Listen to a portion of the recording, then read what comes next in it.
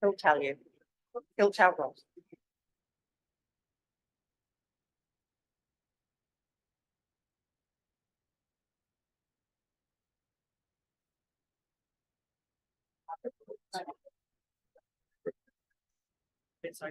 Morena tātou. Welcome everybody to our long-term plan and economic wellbeing strategy hearings. So I'd like to open the meeting, and apologies. We have an apology from Councillor Steve Hughes. I'd like to move that. Second, Councillor Johnson, all in favour. Could we just add, Tori thought she had done it, but she did it incorrect, and Kat put an apology in, she said, and Pete too. So noted those, got those, Kathy. Thank you. Thanks, Katrina. During these hearings this morning, is there any items on the agenda where councillors or representatives need to declare a conflict of interest? Yeah, Councillor Williams. Thank you, Worship. In relation to submission 18, I have a conflict of interest being an agribusiness owner recipient of subsidised rako from Waiparere Noa. I will remain in the room for that. In relation to item 6, which we will be on the agenda tomorrow, I declare a pecuniary conflict of interest as a user of the Tihira Rural Water Supply Scheme. I'll leave the room for that discussion and decision on the item. Thursday, not tomorrow. Yes. Sorry, Thursday. Yep. Thank you. Councillor Dow. I've got a conflict, well, perceived conflict of interest. I'm one of the submitters, Michelle Erickson, which I don't know what it is. I live with, luckily, I'm not here to do that. And also, development board, she's on that as well. And my sister's also on the development board. So, yeah. You intend to stay out of those discussions, Councillor? Yeah. Thank you. I've still got my own views, though.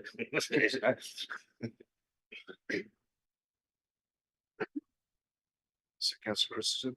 Just to declare that I sit on the development board. Yeah, Thank you, Councillor. I think I can participate. I'd just like to declare a conflict for myself for Thursday's Tihira Rural Water Scheme meeting as a user of the scheme. Thank you. Councillor Johnson. Yeah, just to declare that I'm a financial member of Federated Farmers. Thank you. Further, I'll hand back to you, Nadia. Thank you. Thank you, Your Worship, elected members, staff, and our speakers that are here already. So this agenda today is covering off 2 consultation, hearing and deliberations. The first one being the economic wellbeing strategy, and the second, the long-term plan 2024-34. Within the agenda, we have reports that are specific to the hearings and ones that are specific to deliberations. Today, we are concentrating on the 2 hearings reports. So for the benefit of those in the room and those online, I'll just give a brief overview of each of those projects. The draft economic wellbeing strategy was developed through a co-design process involving over 100 people, organisations and iwi Māori. On the 23rd of April this year, the draft strategy was adopted by Council for consultation, which took place over 2 weeks from the 6th to the 20th of May, following the long-term plan consultation. Council received a total of 7 submissions to the economic wellbeing strategy. 5 of those are speaking to their submissions today. The development of the long-term plan is an 18-month long process. Preparation for this upcoming long-term plan started in early 2023 with the appointment of a project team. The process has been guided by best practice, reference material developed by Tai Tuarā, and newsletters issued by the Office of the Auditor General. Council has undertaken various concept plan engagements during the same period as the long-term plan development, and as such, we adopted the brand Weaving the Future Together Kotahitanga. This allowed for dual engagement sessions with a single future focus. Feedback from these sessions was used to inform both the concept plan and the long-term plan development. In addition, 20 elected member workshop sessions have been held. On the 26th of March, Council adopted for consultation Kia Mau Tātou Ki Te Ara, Steady as She Goes, Long-Term Plan 24-34 consultation document and its supporting documents. It is those that we have consulted on in this process that ran from the 5th of April to the 6th of May. Council received a total of 31 submissions, with 13 of those speaking to their submission today. Due to the number of submitters and those wishing to speak at hearings to both the Economic Wellbeing Strategy and the Long-Term Plan, we are running this concurrently. This has allowed the 5 speakers that have submitted to both the opportunity to talk to each consecutively.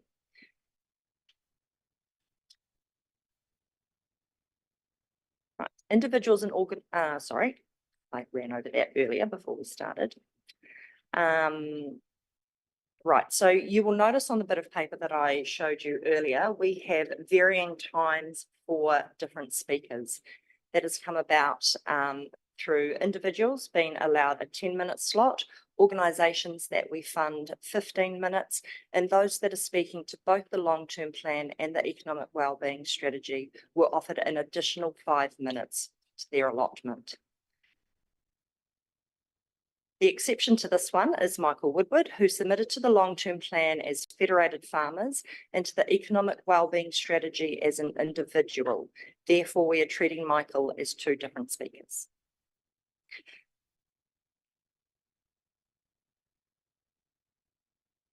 Right, I'm just going through some of the notes that we spoke to a little bit earlier.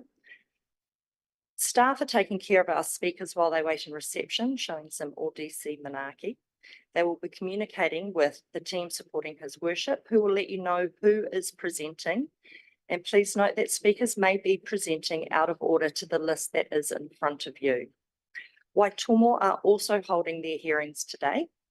And there are speakers who are presenting to both councils. So we have worked with these speakers to accommodate them as best we can. Speakers have been informed of the process, time allocations, your role in asking questions for clarity, and your inability to give a decision today. They have also been told what the follow-up process is in terms of a response to their submission and final decisions after both these plans are adopted in June. Please be aware that if you have made notes on your online agendas or documents, that for the first group of speakers, that's those that are speaking to both projects, you may need to flick between each of the 2 submissions. Again, the submission page numbers are on that sheet in front of you. As His Worship has articulated, the purpose of hearings is to hear from and listen to our submitters, and you have the opportunity to ask questions that provide you clarity to their submission.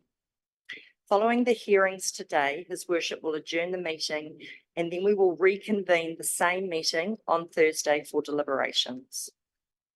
Tomorrow, Wednesday, we will circulate 2 hearing summary documents, 1 for each of the projects. These documents are a summary of the submissions with submitters' comments grouped by sections or activities. Alongside the submitter's summary will be a staff recommendation as to our suggested response to the submitters. There will also be some submissions that will require direction from you and possibly impact the long-term plan. In these instances, staff have either made a recommendation or offered 2 options for your consideration. These summary reports will be used as a guide to the deliberations on Thursday. Additionally, outlined in the agenda's deliberation reports, there are a number of resolutions that councillors will need to make following Thursday's discussion. Now, I appreciate that's a lot of information that I've given you, and we will go over the deliberation part of that again on Thursday. I am happy to take any questions on the report or what I have just said before I hand over to His Worship to welcome your first speaker. Thank you, Nadia. Yes, it was comprehensive. Thank you. Any questions of Nadia, councillors? If not, we'll move on to our first submitter on the day, which is Nicola on behalf of Hamilton Waikato Tourism, speaking to both the economic wellbeing strategy and the long-term plan. Welcome. We're one of those submitters that have just sped up the expressway, well, the state highway there. So lovely to see you all, Mayor Max, councillors. Thank you for having us here today. You've got a very full agenda, so let's see if we can keep ourselves to script. We do have the two submissions in your pack, and the first I'm going to talk about will be the long-term plan, and the request that we've got through there. Today I'm joined by Steve Gow. With Steve Gow, he's our board member, been on our board, Hamilton Waikato Tourism Board, for 5 years. So first I'm going to hand to Steve. Yes, thank you, Mayor Max and other councillors welcoming us this morning and giving us this opportunity. So we'll first address the long-term plan submission sent to you on the 22nd of April this year. The previous RTO, Tourism Waikato, was disbanded in 2006. Then Hamilton and Waikato Tourism was re-established in 2011 as a collaborative partnership between yourselves and other district councils of Waikato, Waitomo, Waipa, Matamatapiako, along with Hamilton City. While there was a period of no RTO, data tells us that visitation, visitor nights, visitor spend and employment to the visitor sector suffered. The sector improved with the re-establishment of the RTO. Then, of course, more recently, the global pandemic severely impacted the sector worldwide. As an organisation, we are proud of the healthy state of our visitor sector now as we recover from this period. So in the last 12 months, we've seen visitors spend $40 million in your district alone. That's 110,000 each day. So every day, 110,000 spent in your district alone. 3/4 of that is from domestic visitors. So, and 10 million from international manahiri. Collectively across the region for Hamilton Waikato regional spend is $1.9 billion. So that's $5 million per day spent in our region. We achieve around with that, it's around 6.3% market share. If that market share should drop just 0.5%, that would take it down, trim off 149 million. 12,200 people are employed. I'm going on a number journey here. Keep with me. 12,200 people are employed in tourism across the region. It's not available by district, unfortunately. But if we should drop that visitor spend market share by just 0.5%, that has the potential to impact 980 jobs. So it's quite a high risk. The work our organisation does generates visitation and new money into the region. But this new money filters through the tourism organisations, through retail, through hospitality, into suppliers into the industry, and visitation creates prosperity for businesses, creates jobs, and therefore prosperity into your communities. Regions compete for visitors, events, and conferences. We compete with other regions for visitors' time and money.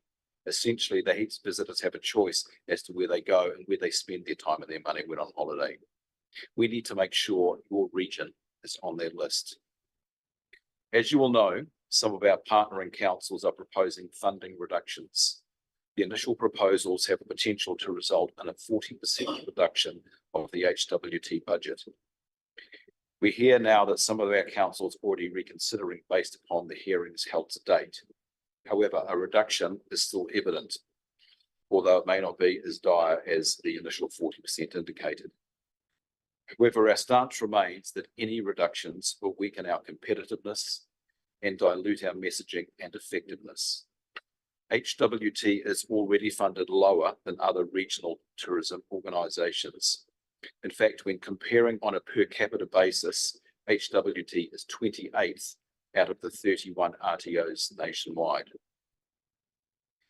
We ask Ōtorohanga District Council to maintain their investment to the RTO activity in your long-term plan budget. Payment towards Hamilton Waikato Tourism is not a fund or a grant. It is a service level agreement. So the investment that you make in our organisation provides you services that if we were unable to provide those funding prohibitive, your council team would need to be providing those services to your operators in your district. So it is not just a grant. We see it very much as a responsibility to deliver that service back to your district council. As I've already talked, the visitor spend is significant to your district. I don't think I need to go through that much more again. But specific work that I'd like to highlight that has occurred here in the district is the Wakata to Taranaki way. And I know I expressed and talked about that during our 6-month report, and really putting Ōtorohanga on the map for that journey. And I curated a map from Port Waikato down to Port Taranaki. The work that we did with the digital online experience of Sir Edmund Hillary Walk, that has gained incredible traction online. And that's work that we've done with your council team, but under our auspices. Roads Less Travelled, the Australian television program. I mean, really the showcase of kawhia through that program was phenomenal. Certainly the kawhia locals jumped on board with that and were ecstatic around that before it was ready to be announced. So, that's the work that we do behind the scenes. Support's recently been provided to Kawhia Sands Hotel as well and helping them understand travel trade. The investment you're making and the community are making into Ōtorohanga Kiwi House and the redevelopment really needs strong RTO to help with that once it's ready to welcome Manahuri fully and really showcase that investment. We really need a strong RTO there to support that team. When changes affect the visitor market, the RTO is there to provide expertise, support and guidance, whether they're negative incidents such as a global pandemic or cyclone damage, or there are positive changes, new hotel development or investment for when international flights return to Hamilton Airport. A well-resourced RTO is here to support the sector through these times. The HWT board and the HWT shareholder agree that any contribution below $70,000 is not feasible and would not provide any impact for the district visitor sector. Therefore, we see a minimum contribution is $70,000. From past experience, when the region has no RTO, tourism revenues were badly affected. The HWT board urge you to ensure Ōtorohanga district remains connected to the RTO. And looking forward, the region needs tourism growth to increase the prosperity and living standards of all its people. We can only do this by continuing a collaborative and long-term strategic approach led by an appropriately funded and resourced Hamilton Waikato tourism. As you've heard, per capita, we're 28 out of 31 RTOs. That's not a stat we're proud of. We typically like to say how we're 3rd and 4th for visitor spend, which we are. So we knew that the long-term plan for our council, partner councils, were going to be tough. We've not asked for additional funding, as we probably should have. We're asking for maintaining of that funding, and that's where we're pitching the long-term plan submission. Please maintain and retain that funding at the current level. Pause, long-term plan submission, finished. Mayor Max, do you want to take questions there or at the end of our next piece around the wellbeing? Going on the nature of the submissions, I'm quite happy to take them at the end. Okay.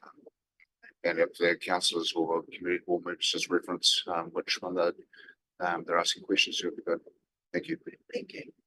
So therefore, we're going to switch focus now to our submission on your economic wellbeing strategy. Different page in your agenda, I'm sure of your pages, but I know you've got that in front of you. Of course, when putting these two submissions together, they both go hand in glove, and it was quite challenging actually to split what was long-term plan and what was economic wellbeing strategy. So there is some repetition, but in the submission, but we've tried to pull out the things that are really pertinent to the wellbeing strategy in the next section.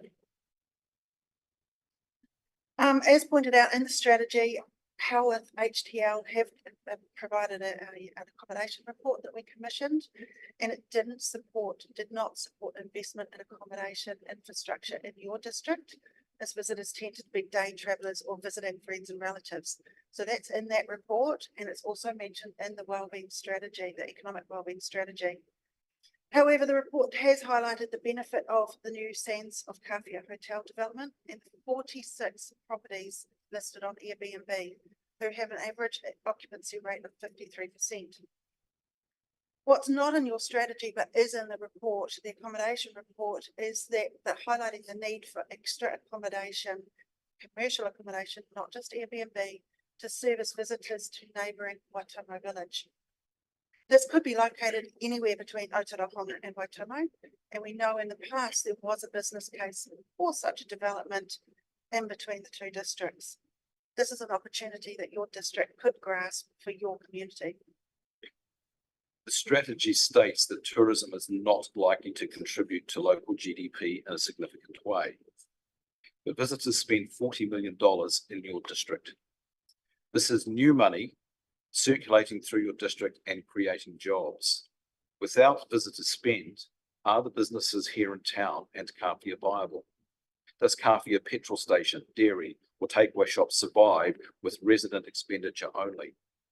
Is your investment in the Ōtorohanga Kiwi House viable without visitors? These are potential impacts if you were to consider reducing or removing your partnership with Hamilton and Waikato Tourism. Capability building services are available to all those who operate in the visitor sector throughout the region. While we don't have currently industry partners based in Ōtorohanga, we're really hopeful, and we have had in the past, but we're really hopeful that maybe when the Ōtorohanga Kiwi House is redeveloped, they can come back on board as a partner. We've got a few others that are on our target list that we may well be looking for. Back in late 2017, winding our clocks back, we embarked on developing a destination action plan for Kāwhia. Councillor Kit, you'll recall this work that was carried out then. However, after consultation in the community in December of that same year, it was quite clear the community at that point anyway were not quite sure of the value of visitors and whether they wanted to welcome visitors to a great extent into the community. Since the global pandemic, I would imagine that may have now proven the value of visitation to Kāwhia. So it might be time to revisit developing a destination action plan potentially. As the visitor sector continues to recover from the global pandemic, there is more emphasis on encouraging visitors to dwell longer and explore off the beaten track. It's therefore expected visitor spend will grow, particularly in the districts. It's important you maximise the potential from this by continuing to partner with your RTO. Tourism is an important contributor to Ōtorohanga, not only in terms of the direct expenditure and employment generated, but also in terms of the broader economic development platform it provides. The experience someone has in your district will influence their perception of it as a place to live, work, or invest. Visitation is often the shop front. If you wish to attract investors, you need to attract visitors. Once again, we request and advocate for the retention of current funding to Hamilton and Waikato Tourism. We thank you for your ongoing partnership with us and your neighbouring and adjacent councils. We enjoy our relationship. It's been 12 years in the building and look to many more to come. Through you, Max. Look, thank you both for the submissions on the wellbeing strategy and long-term plan. I know we're really short of time here for questions, but I will ask two questions. One of them, if we were to retain the same level of funding, would we expect the same level of service? Because you talk a lot about the reduced level of service across the board due to 40% drop. It is a bit of a moving feast at the moment. We must admit that. As you heard, we started the long-term plans with an indication of 40% across the board reduction. So we have been looking at where our services would be reduced and cut. We have to cut the cloth to fit. We're hoping others will lift their contribution. At the moment, it's just such a moving feast, Max. It would be similar, but it may well be different. That's a really fuzzy answer. It really depends on where some of the other councils land as well. As you can imagine, Hamilton is a 50% funder of Hamilton Waikato Tourism. So what their level lands at will be a large indicator of what we get. Just one last question. I think we are out of time. On page 3 of the Economic Wellbeing Strategy, point 8, you said the development of the Ōtorohanga Kiwi House will ensure that Ōtorohanga remains a key visitor attraction asset for the community of Ōtorohanga. Once developed, it will be important to engage with RTO to maximise investment. I would like to think of it as an ongoing engagement as opposed to waiting until the development was. Oh, absolutely. No, we do work very closely with the team already. They've not partnered with Hamilton Waikato Tourism to date, so hopefully that will come to play with us. But we still support and they come to all of our workshops and a part of what we do. 1 minute, Councillor Jeffries. Thank you, Worship. Hey, thanks for your presentation. Very good submission. Thank you. Just a quick question, mainly around Kāwhia, of course. I'd certainly welcome the opportunity for you guys to come back out and have another look at what can be done to attract more people out our way on the coast. So that's point one. And the other one was on 13, point 13 on page 3, where you talked about the highway between Port Waikato and Taranaki. Was any consideration given to the using the or promoting the coast road around the harbours? Because we see that as a potential at the moment, as I understand it.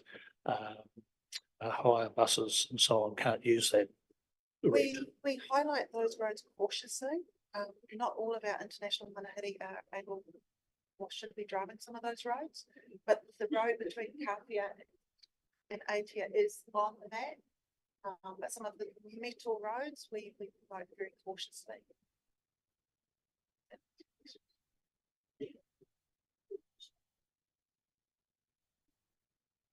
Can I just have one question? That's in your thing, you've got visitors spend 40 million on transition year ended October 24. We haven't got there yet, but where does that 40 million come from? How do you get that figure? Yeah. So the MB measure the data, and it's gathered from credit card spend. So every time they swipe a credit card, that is tracked, and then they make an estimate for online spend and cash contributions as well. A visitor is defined as anyone from 50 kilometres from their home. If they commute, say from Kōwhara to Auckland to work, that's over 50 kilometres, but the system's clever enough to pick up a consistent spend in both locations, so that would not be identified as business spend. So if you're a business within 50k, using your credit card to pay your bills, that's going to go on that 40 million. Is that how you? Unless it's a constant spend in that place, it would pick up a pattern that's a business response rather than visitor. It's a whole big algorithm that's much better than my brain. That's all right, it's a guess, thank you. Yeah. It's the same up and down the country. All of us use the same data. Thanks very much for taking the time to come here. Thank you for having us. Good luck with your hearings today and deliberations on Thursday. Excellent, I appreciate it. Thank you. Right, our next speaker is Michael Woodward, speaking on behalf of Federated Farmers to the LTP.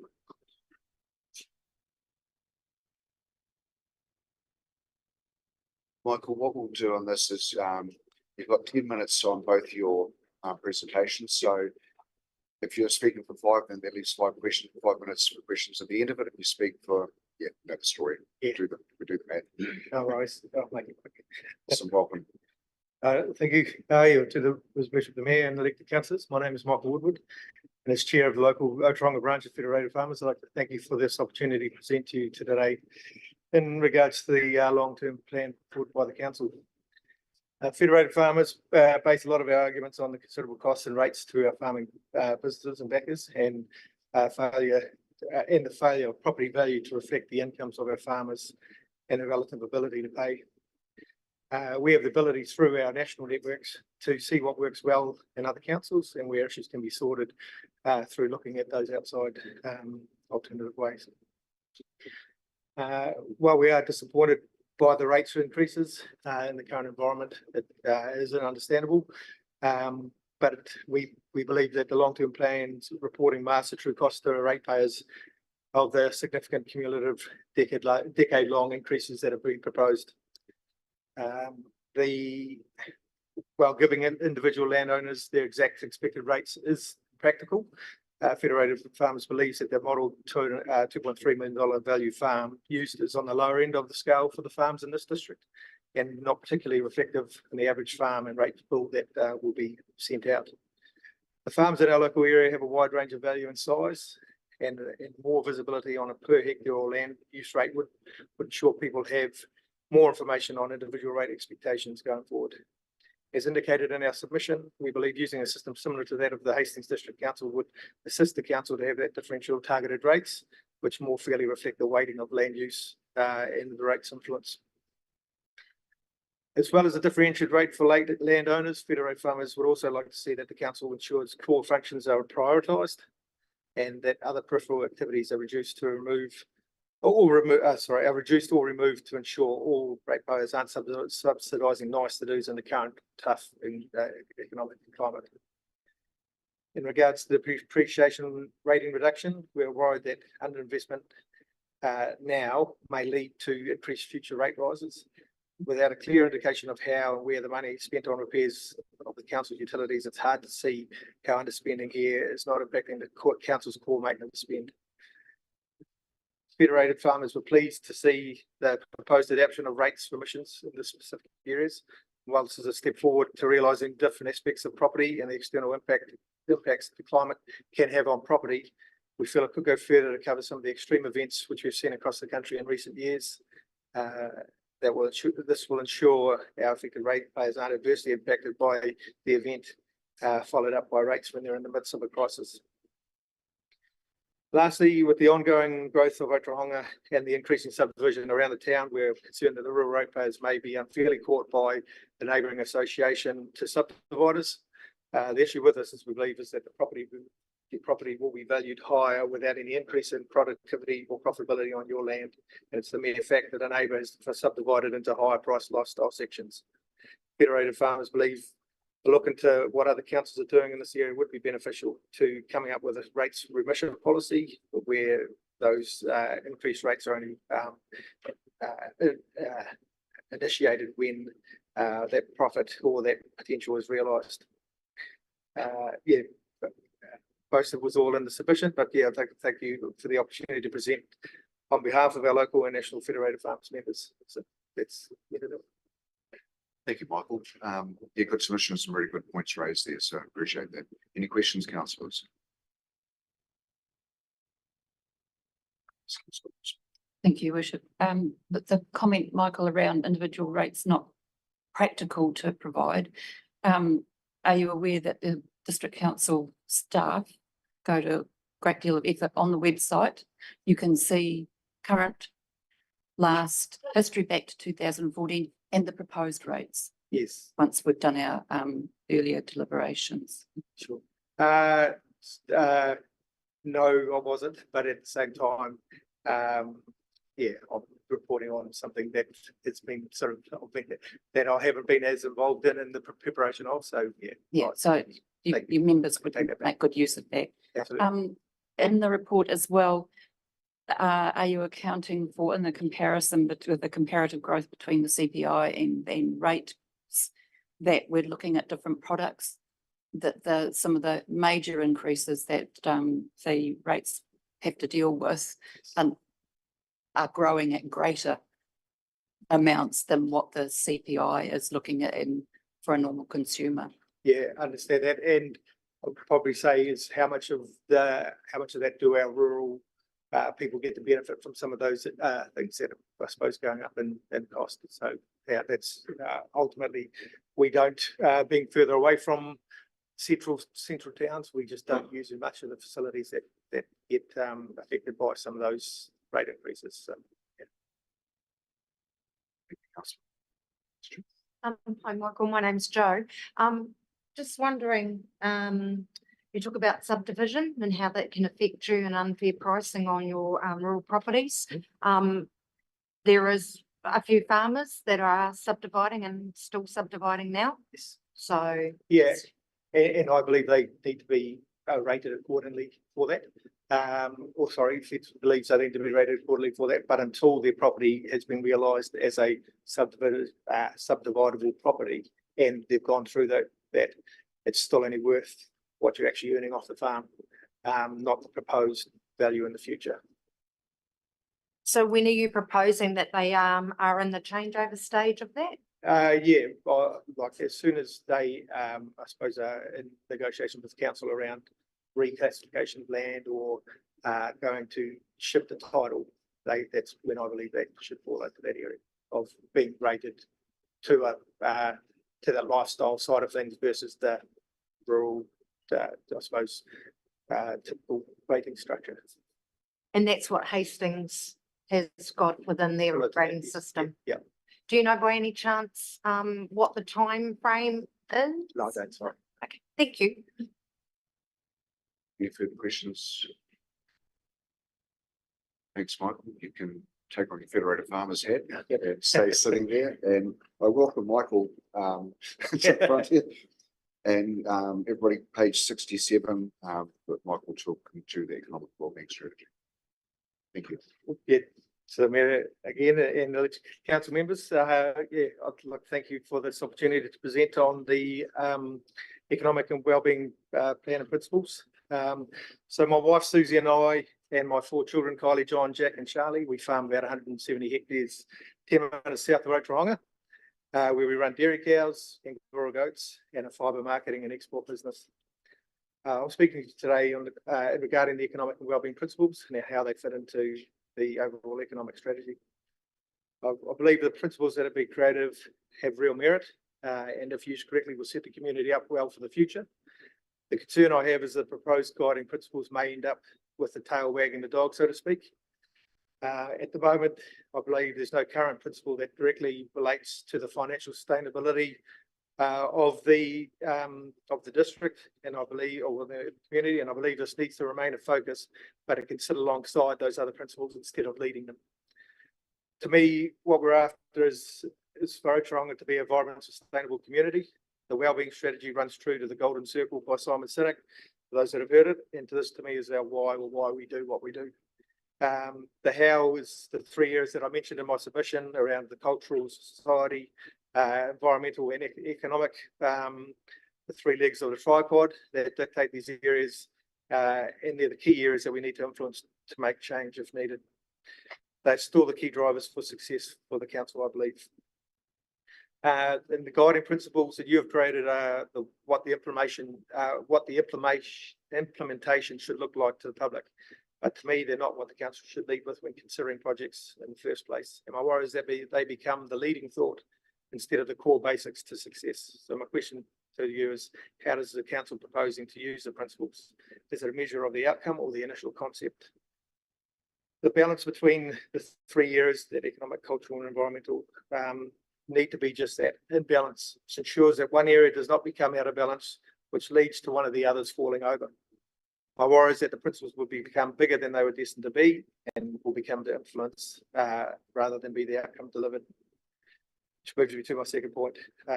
We are a rural-based economy in the Ōtorohanga district, with just under half the working population employed directly in agricultural roles. As farms have gotten bigger, numbers working on the land have reduced. The movement away from the smaller rural communities has increased, with only the memory of some of these communities being a tired, lonely-looking community hall. The principles need to ensure that the connections with the local and rural communities remain as integral as those within the town boundaries. This is particularly significant as the economic benefit to the town from the rural sector would be far higher than the number employed, as their income will be spent on service industries in town. My worry for the community is that as the seasons change and the farm staff come in and out of the region, they become less tied to our community, and they will be less likely to support local when times are tough and won't be engaged in our town initiatives or local clubs. I believe the council's guiding principles need to show more commitment to reinvigorate the connection with the rural community that give a lot financially to the great towns in our community. As I said earlier, I'm really in favour of the vision, the principles, or the why, how, and the what. But I believe the saying of "we can't be green while in the red" applies, or in this case, we abuse our financial prudence and don't engage with our major stakeholders and take them on a journey. We won't have the funds to do all the cool things we want to do. Yeah, thank you all today for your time today and making Ōtorohanga a great place to live. Thanks, Michael. Appreciate that, and really well considered submission. So thank you. And the questions obviously that you asked of Nadia to get back to you. So yeah, no, really appreciate the time there that you put to it. Any questions, councillors?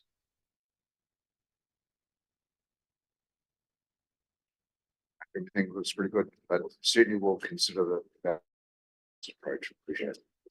Thank you.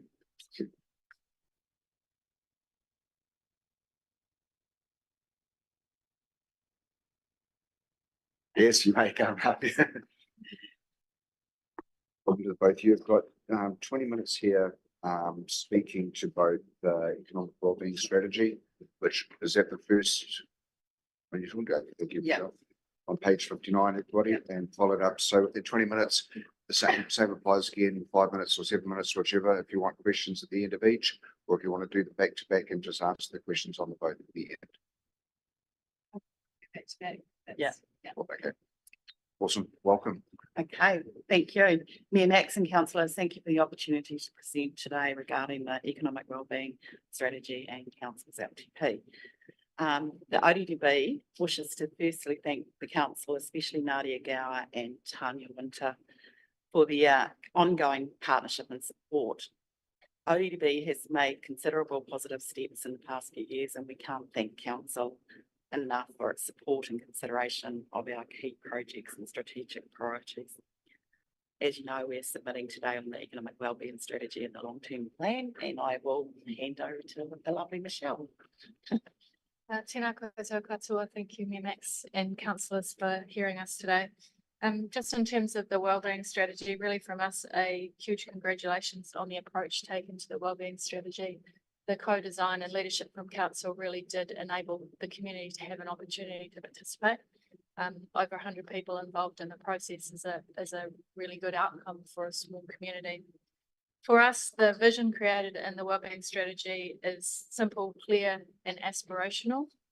The pose, we just really looked at whether there is enough call out for housing and employment presented in those two really critical issues nationally, but certainly we're not immune to housing and employment challenges here. So by no means suggesting that they become a key pillar or a PO, but maybe just making sure they're really well represented in that passage of wording. The challenges, we really noted there's a large number of challenges listed, and wondered if the time now was really around tightening the list and prioritising those challenges so that we have a really strong awareness of what is most important for this community. We understand that's a really a big challenge for council in itself, because we'd probably all have different priorities within those challenges, but maybe there is opportunity to actually prioritise some of them and say these are the things we will tackle first. In terms of the actions, the critical next step is really around who will be involved and how will we facilitate change. I guess noting that co-design and under council's leadership was a big part of developing the strategy. We obviously look to want to partner in the community in co-designing and developing the actions that will come next. Significant for council, I guess, is a restrictive budget and opportunity, but leveraging outcomes with other partners in the community will be really important for the success of the wellbeing plan. So overall, just a great project. Thank you for the opportunity to be involved. Yeah, critical now is taking action, going from planning to let's get on with doing. So, all right, the long-term plan. Overall, we felt that the focus on steady as she goes after an approach on vibrancy is a good switch in focus, especially with the challenging economic climate that we exist in. Our challenge will be that in tough times, it's sometimes the right time to invest for growth. So we were just considering in terms of business success, sometimes when there's a downturn, the opportunity for the business that wants to thrive is actually to have a crack. So our challenge to councillors is to stay nimble, yes, steady as we go, but let's look for opportunities that give us a chance to really grow our community and I guess leverage off the opportunities that will be coming our way with budget announcements, policy change, all of those sort of things. This said, we were highlighting a concern for the ongoing rates increases and the nature of these. And I guess our concern here is around a really significantly unsustainable local government model. We were interested to know, and just note it down, how we can partner to influence change in this environment, because every council nationally is increasing its rates and every community nationally is struggling to pay those rates. And every council nationally is struggling to keep up with its own infrastructure investment requirements. So from us, an opportunity and a suggestion of partnership, and how do we actually make some change in that environment. We noted that in terms since 2021, we congratulate council in terms of building stronger connections, positive relationships, the town concept plan, the wellbeing strategy, and I guess, the critical issue around investment capability and the ability to maintain infrastructure assets. And I guess from us, it's just that same question around the wellbeing strategy. We have a number of plans, we have a number of concepts, a number of strategies that we've developed, but how do we now together move into doing? Plans are great. Let's work out what we want to prioritize and do. In terms of the three options that were presented within the plan specifically from us, we believe that council should continue to collect the depreciation. We have a perception that I guess that not collecting the depreciation means that we don't have funds for repairs and maintenance and replacement, and potentially we're kicking a problem a little bit further down the road. We wondered if there was opportunity to actually, we do own the utilisation, and whether or not there's opportunity to divest out of some of those so that we don't own as many things that are potentially costing us money to repair and maintain. In terms of option 2, the community presence with the van, we are in favour of option 1 in terms of don't buy the van. And in terms of the final option in there, we are in favour of option 1, apply this targeted rate for all through the seawalls across both communities. Other items of interest for us, we have recently, we're nearing the end of our retail revitalisation project in the main street here. We want to raise a view to have in a future long-term plan the opportunity to target rate or improve a sustainable model for that. It has been a massive undertaking, and it is of real value to this community to have, doesn't have to do quite so much work to compel business owners and business leaders to invest. So just a suggestion for maybe the next long-term plan around that. We noted in our submission that the WDDB is proposing to no longer be part of the eyesight brand. The cost in here, I've got it slightly wrong. The cost for us to have that brand is $5,500 a year. That's including having a counter, the use of the brand, some use of some software. We, like everyone else, are experiencing increasing costs. And so we are proposing to councillors that we move to be an information centre with not, still with the eye, still providing information to our local community and our tourist network, but without the use of the eyesight brand. We do wish, I'd note with that, we do wish to keep the funding associated with that to cover us and support us to do the great work that we do in that space. I did mention around council's approach as steady as you go. We noted that with council borrowing, I guess we're looking for opportunities that come and having a flexible approach to those around economic development. So just noting that. And one other thing I think we had was in terms of continuing to lift the perceptions of council capacity and performance. We think they've done a really good job in that space. The challenge potentially you have is around supporting innovative solutions and giving your staff team the opportunity to have enough space and time to actually look at innovative processes and solutions internally. So how might that happen? Trying to go slow enough but fast enough all in one. The wider concepts of interest to us around central government policy and budget announcements. We have invited the local MP to share at our next business breakfast budget announcements. So we invite you all to come to that, but certainly looking for making sure we're ready with our projects and plans so that when our government releases budget opportunities for us, that we as a community can work together to get central government funds to support us. Land and housing, we obviously have a significant partnership with council and all our local community around our housing plan. And I know that there are some things in the long-term plan around establishing and supporting affordable housing in our community. A big piece there is around looking at the development contributions to support long-term availability of affordable housing, and also establishing mixed housing model opportunities. So not everything in a property development is market rate housing. So there's some really good examples of that happening at Waipa. So we're lucky to have Tony with us, who's been part of those concepts, but certainly it needs to be part of the mindset in Ōtorohanga going forward. We congratulate council on its continued great work with the Mayor's Task Force for Jobs. It certainly is a wonderful partnership for us and council to make sure that we have employment solutions in town. And I guess the only other thing we had as a wider concept of interest is around our roading network and ensuring that we advocate for continued quality roading in our community. We are a rural community that has some dangerous roads in it. And if we can't advocate together for solutions there.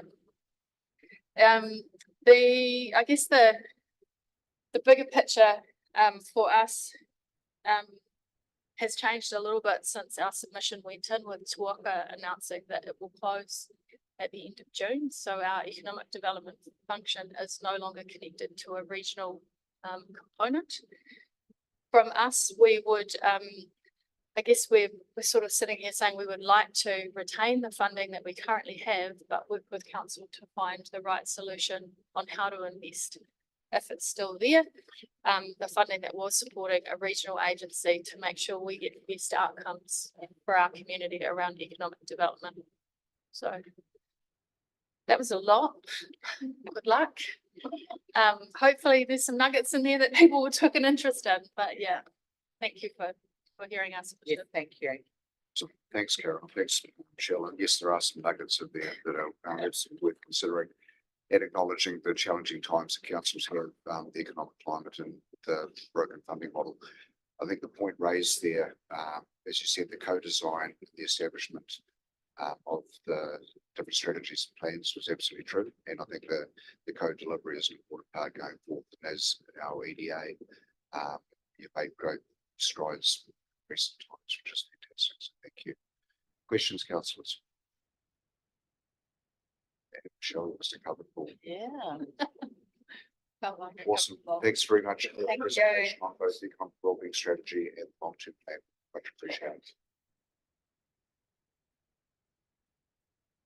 Right, next up, this is Zoom. They are here. Oh, they are here.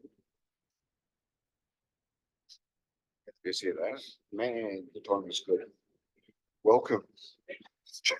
So I'd like to welcome Tracy and Erin on behalf of Waikato Screen. You couldn't have timed it any more impeccably than that, so welcome. Thank you. The process here is you have, sorry, I'm just going through my own notes here. So you presented to both the economic wellbeing strategy and the LTP, so therefore you've got 15 minutes in total.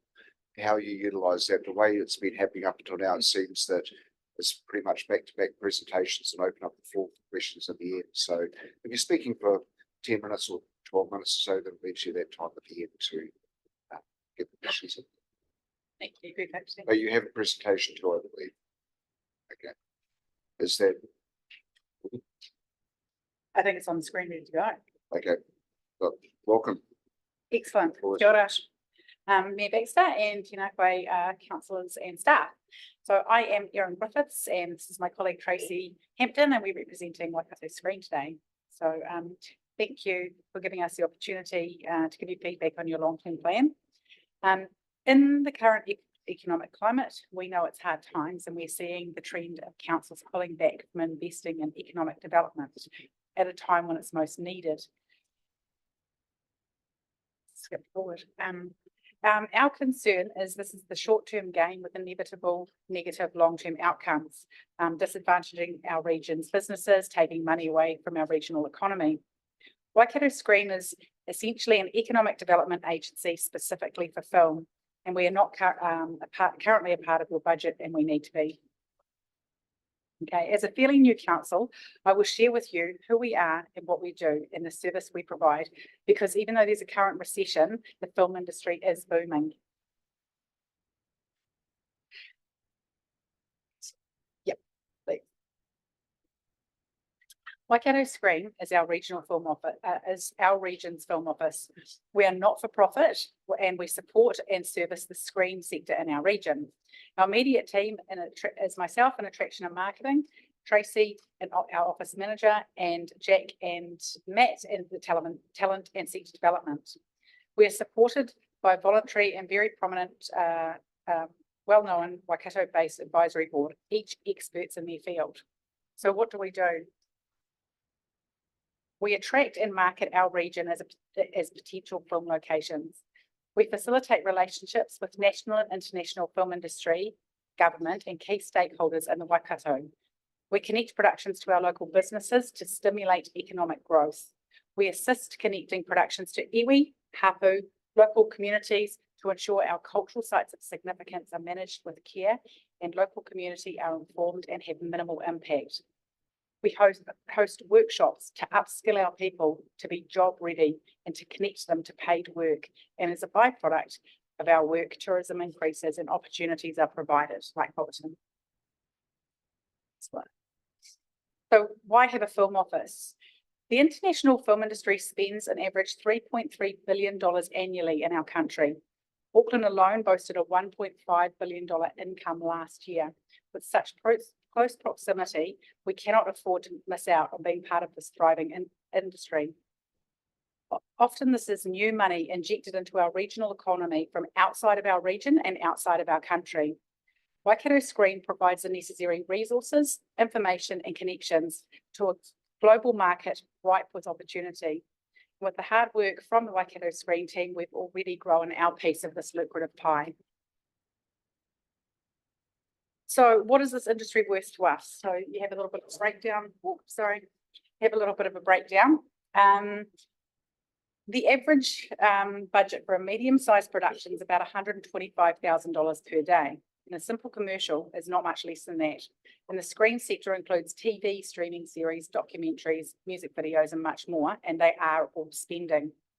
While 40% of our budget is on screen production specific, 60% is spent on local businesses, and it spreads far and wide, as you can see from the diagram on your right.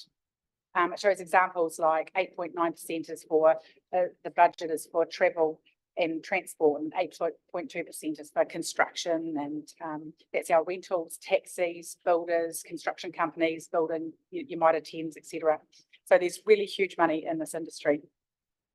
What I can tell you is there's 11 other film offices in New Zealand, and if it's not being spent in the Waikato, it is being spent elsewhere, and that has happened to date. So in our first year as a fully funded organisation, we had 39 inquiries, and I'll just touch on a couple of our top ones. So we supported an international production in the Coromandel, and their approximate spend of $150,000 a day over 14 days equated to over $2 million.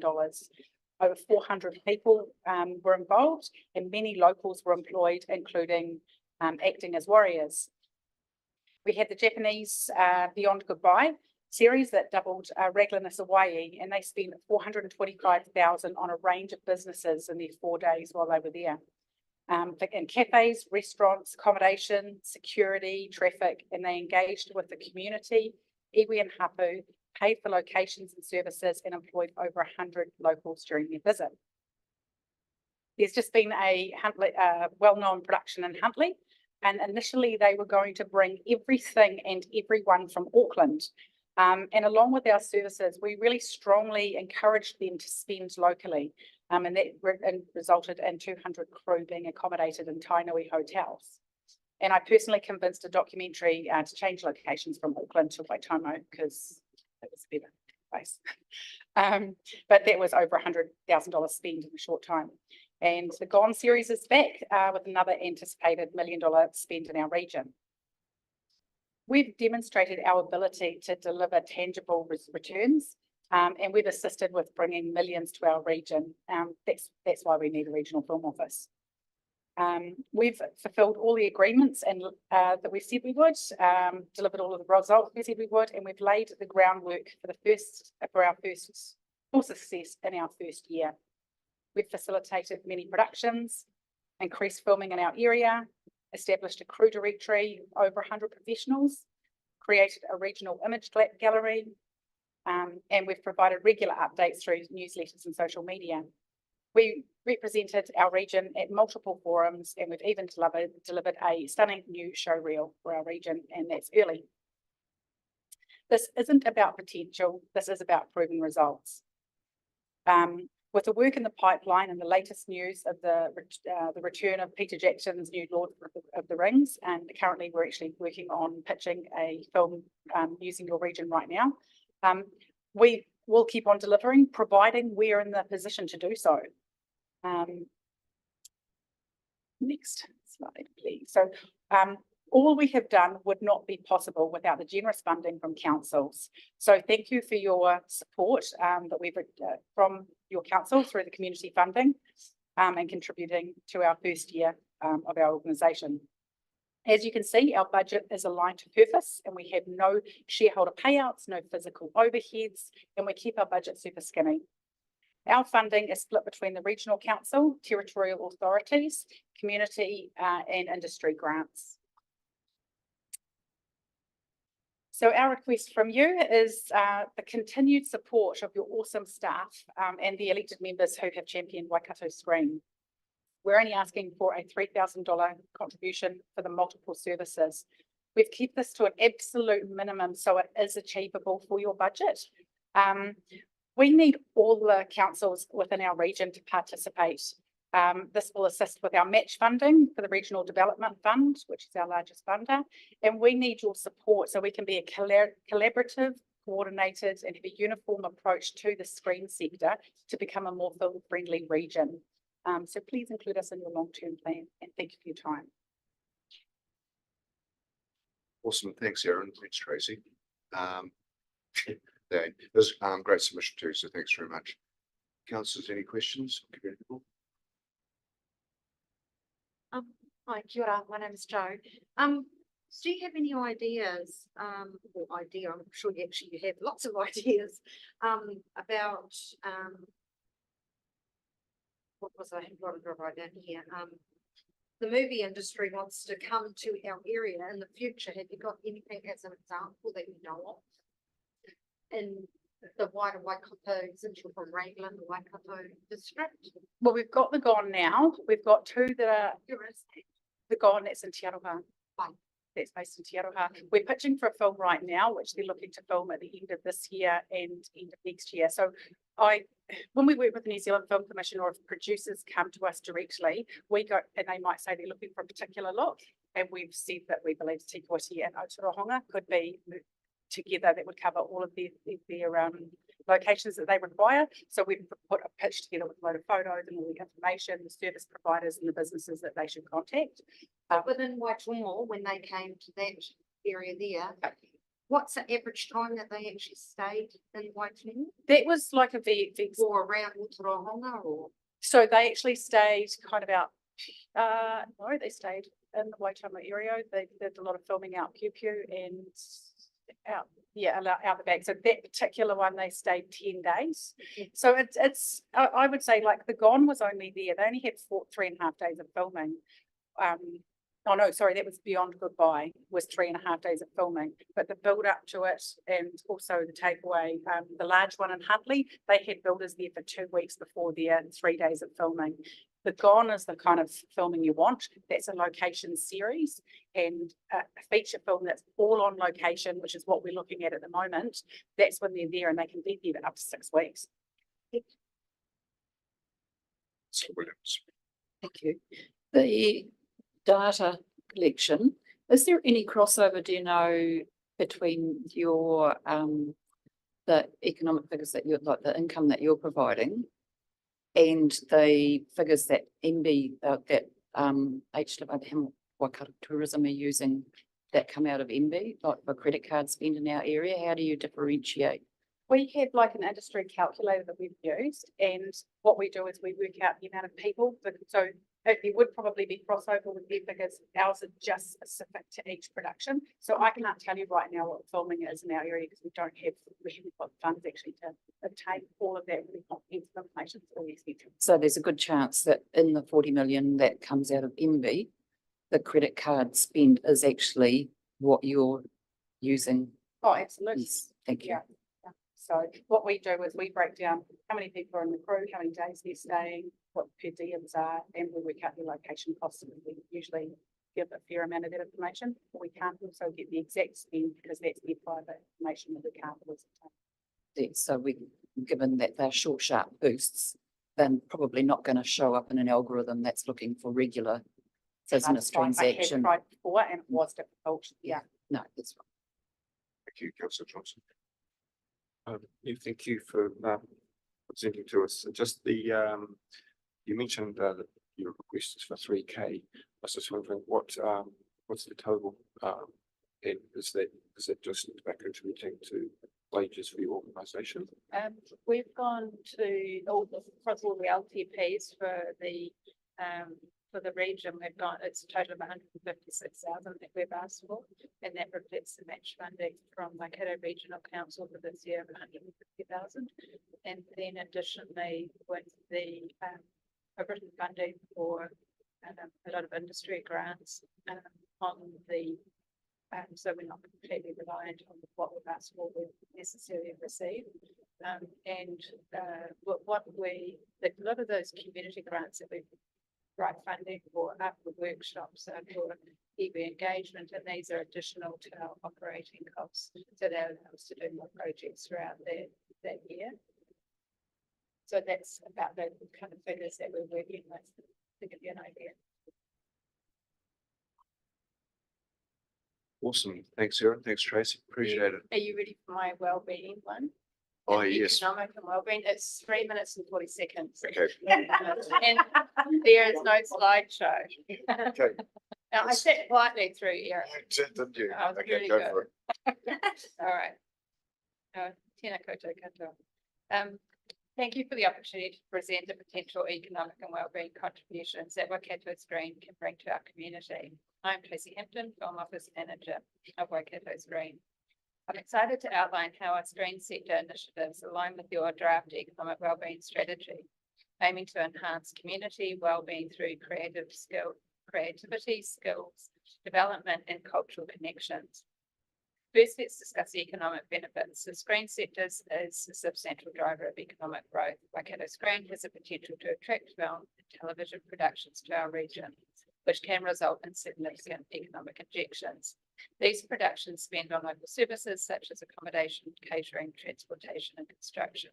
A single medium-sized production can inject millions into the local economy within a few months, benefiting various local businesses and creating numerous job opportunities. By fostering a skilled workforce through training programs and partnerships with educational institutions, we ensure that the local talent is nurtured and retained, contributing to long-term economic stability and growth. Beyond the economic impacts, as we've outlined, this green sector significantly enhances community wellbeing. There's many workshops that we would love to implement in the district. Digital storytelling, filmmaking, empower individuals with creative skills and a sense of achievement. An example of our initiative, Digital Storytelling for Community Wellbeing, involves hands-on workshops of photography, videography, storytelling, promoting creativity and inclusivity. This course aims to form a creative group within the community, fostering ongoing engagement and collaboration. Over the long term, Waikato's Green proposes several initiatives focused on community engagement and particularly targeting youth. Some examples are youth filmmaking workshops, film weekends or intensive programs, digital animation classes, youth film festivals, mentorship programs, and community film projects. These initiatives enhance digital literacy and creative skills and promote a sense of community through collaborative storytelling. By celebrating local stories and perspectives, we reach our community's cultural identity and pride. The skills gained through our initiatives extend far beyond the screen sector and can be applied across various industries, developing crucial life skills such as project management, which is teaching managing time, resources, budgets, and teams effectively, planning and organisation skills that are transferable to any business. Writing is an invaluable skill in any role, and computer skills, which is essential in today's technically driven world. Creative thinking and problem solving. These skills are highly sought after in many industries, and particularly in a competitive job market. They contribute to personal and professional development and support diverse career paths. Our proposal aligns closely with the principles of resilience, sustainability, and community benefits outlined in your strategy. The initiatives we propose aim to create job opportunities, develop skills within the local creative industry, foster community engagement and connection through shared narratives, and celebrate local stories, thereby enriching community identity. We encourage the council to allocate resources to support these green sector initiatives, recognising their potential to strengthen the community and align with your strategy goals. We believe that together we can build a more vibrant district. Thank you for considering our proposal.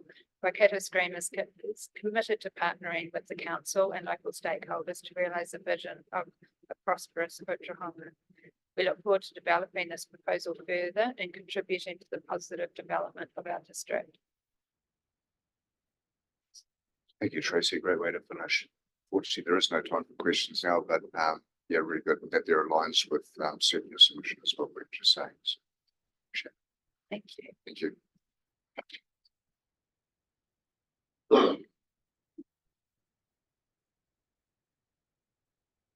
Thank you. Thank you. Jeremy, welcome. Sorry to keep you waiting. Tanya gave me a bit of a dig. She said, why didn't you get Jeremy up just before?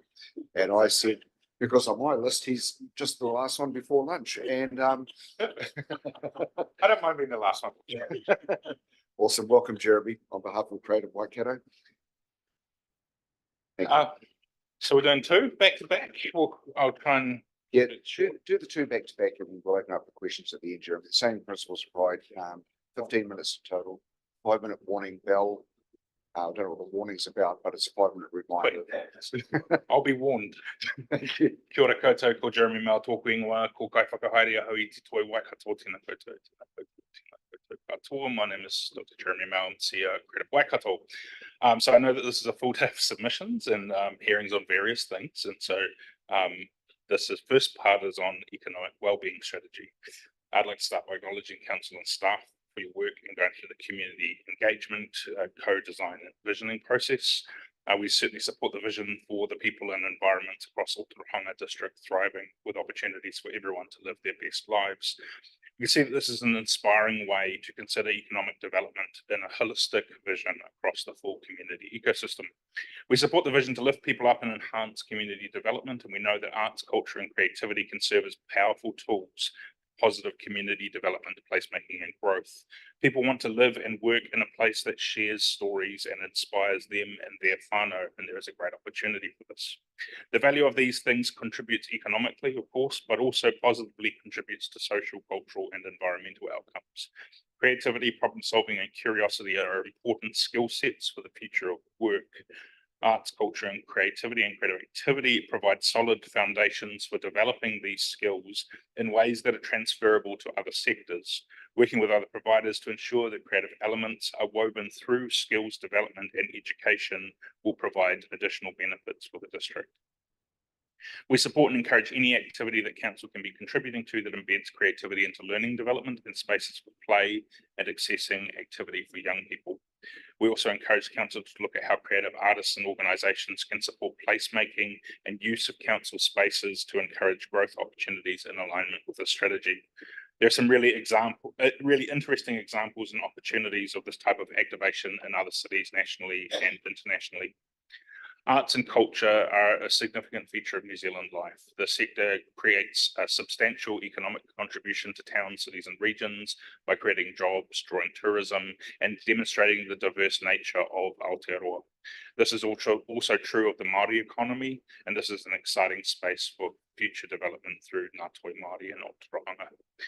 When councils invest in these areas, they can create an environment for future development, but also have the potential for highlighting Ōtorohanga as a place for arts, culture, creativity and Ngā Toi Māori, which can bring in more artists who might want to be based in this district to work locally, nationally and internationally.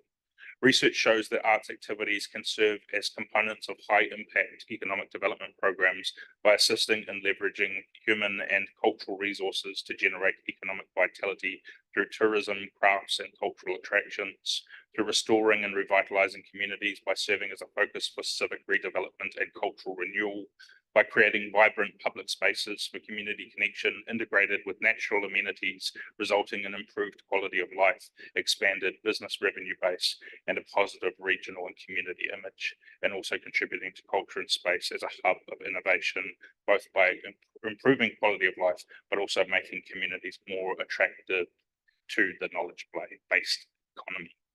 It is clear that arts, culture and creativity have a role to play in economic development as much as in many other fields, especially when the broad focus is on economic well-being and considering well-being as a holistic component of thriving communities. The problem that often emerges is that all too often the arts are viewed as non-essential components of this, and they get value engineered out of activities because the immediate benefits may be harder to observe, but the potential is really exciting when they are proactively activated.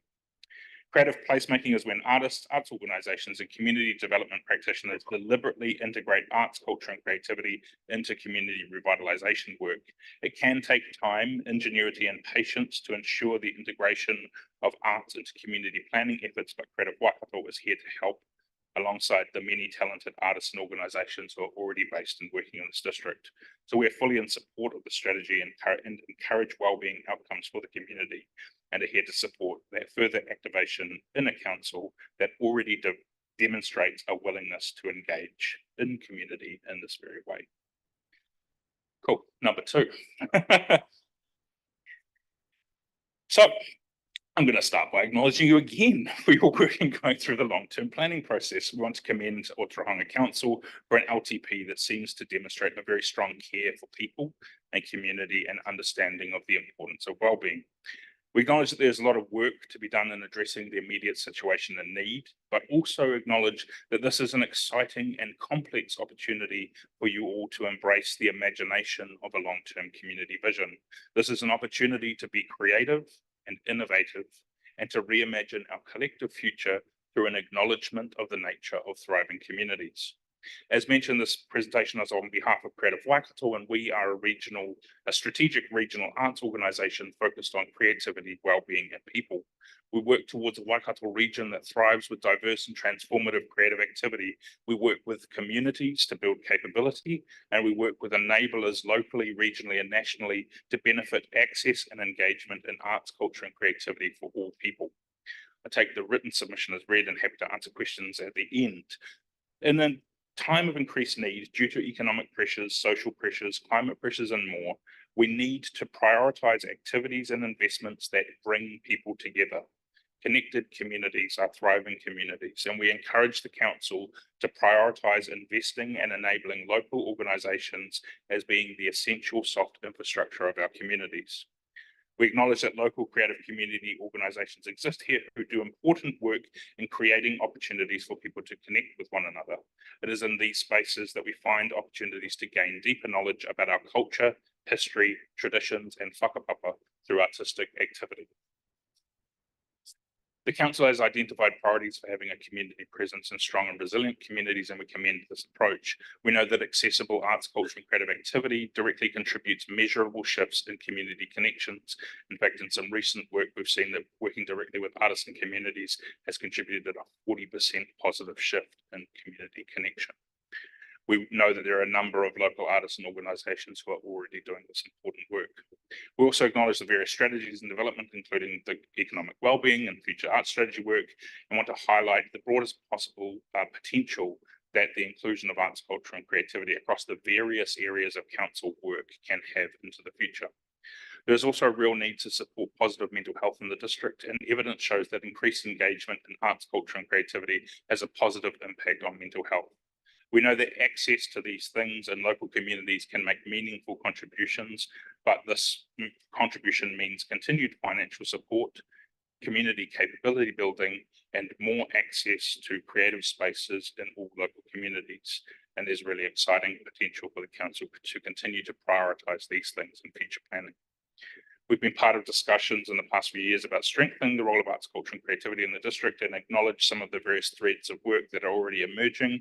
And we know that this work has such great potential towards sustainable development, but it's also about increasing the external engagement and storytelling, and is also about inspiring people to work collectively for positive change.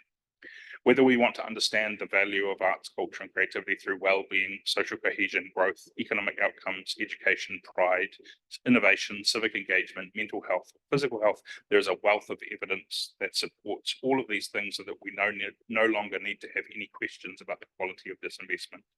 Focus now can be on how we use this information to embrace innovative and evidence-based approaches for shaping the future of this district that thrives in engaging in sustainable ways.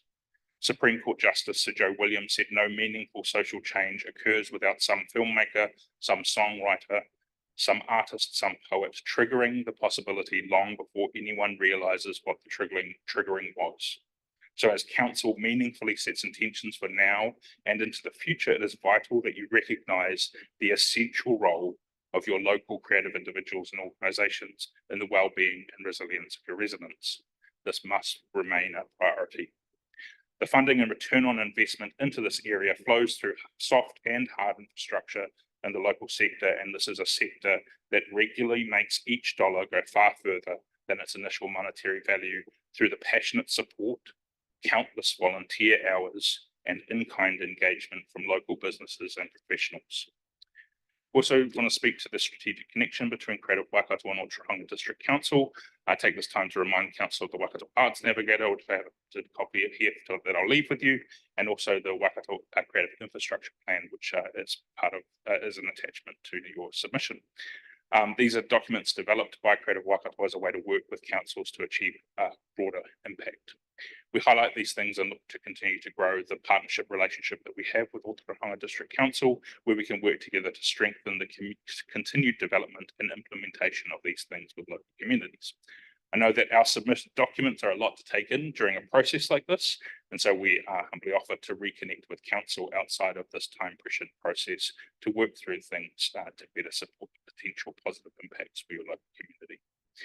We look forward to this possibility and look forward to continuing to work with you, and I'm happy to take questions, and thank you for your time. Awesome, thanks, Jeremy. I honestly thought we were going to start the session with drawing a duck, but we didn't today. I mean, if we've got time now, we could all draw a duck. I'm happy to review your ducks. I'll tell you more about that later. Any questions, councillors and community board? Hi, Jeremy. I didn't mean to giggle at you just before. I was just that when you said about Justice Joe, it's one of my daughter's best friends. She's worked a lot with him. Just wondering, very basic from a average Joe Blow person, Joe Blogs, I should say. Example of what you will give for 30K per year, other than the 4 broad points that you've got here. Just one example to the Ōtorohanga district and wider community. Yep. So it's about strengthening our ability to work directly with communities to provide capability building. So to build on the work that we're already doing, which is outlined in the submission, through things like our Creative Careers Development Program, our Community Support Program, Outreach, but also being able to develop a deeper understanding of what's going on in the district. So a while back, we ran a district profile, which looked at all of the strengths of what was going on in the community, looking to establish that further, also looking to expand on our creative infrastructure plan, a range of other things. It's about partly being in support of council and civic development there, and partly being in support of community. And so the model is very similar to the way that you work with Sport Waikato in terms of the agreement that they have there. So we're a sister organisation to Sport Waikato, and the work that they do in arts, play and active recreation, we're doing in, sorry, I said arts, they're doing in sport, play and active recreation, we're doing in arts, culture and creativity. Okay, so for example, just to break it down to really basic terms, Robbie Matthews is here within the community and working. Are you thinking something like that's that? what we're thinking, and we're currently in the LTP process with all councils pitching the same idea, and so we'll be a little bit of a matter of working out how many councils are on board and how that works, but that's part of consideration. So we currently have, and correct me if I'm wrong, Katrina, please, councillor Katrina, creative conduit. That is, we're trying to up and run at the moment. That's by the council or the ODDB, is that correct? Yes, ODDB. Have you been in touch with them by any chance? Yes, yep. Okay. And they originally were formed in Waipa with Alex Wilkinson, who's on it. So we're very familiar with their work. Good. Any further questions? Councillor Jeffries. Thanks, Your Worship. Yeah, thanks, Jeremy. Very, very full and interesting submission. Thank you. Just a quick question. Do you do any work through the schools? Yes, we do. Yep. I couldn't see, unless I've obviously missed it, but I couldn't see it in your submission. But Part of that is if we outlined every single thing we did, the submission would be much longer than it already is. Some of the work, we don't work a lot with schools, but we recognise that growing creative education is a key need for supporting people into the future. So we got some money from the Ministry of Culture and Heritage to invest in the creation of creative education resources. And so that was a way of helping teachers to embed more creative thinking into classrooms. At the moment, that was a prototype project that was delivered to primary schools. And so their resources are all available on the website. And it looks at how you teach core subject matters through the lens of art. So you learn science through painting and you learn math through dance and things like that. And so it's looking at how we embed creative thinking as a kind of key soft skill in the development of young people, because that sets people up to greater success in the future. So we are actively working in that area, also working with the Ministry of Culture and Heritage and the Ministry of Education around how we can better support literacy and development through arts activity. Awesome. Thanks, Jeremy. Really appreciate your time. Cool. Cheers. It's a pleasure. And that's the last of the submissions before a half-hour recess. So at this point, I'll adjourn the meeting and we'll reconvene at 12:30.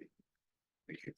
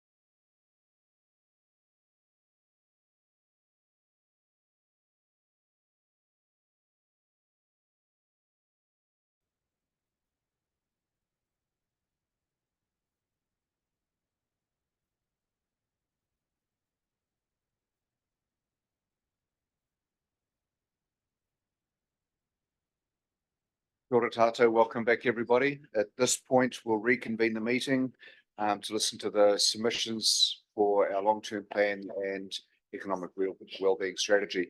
So in front of us here, I'd like to welcome Mark Davey and Shona Martin from the Ōtorohanga RSA.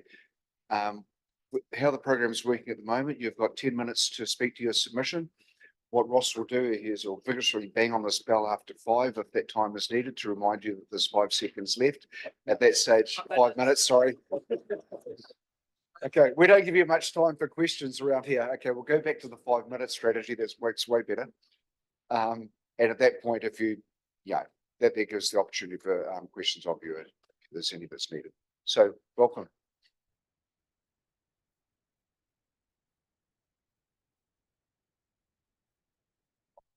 Yeah, we're requesting that the council budgets for Anzac Days.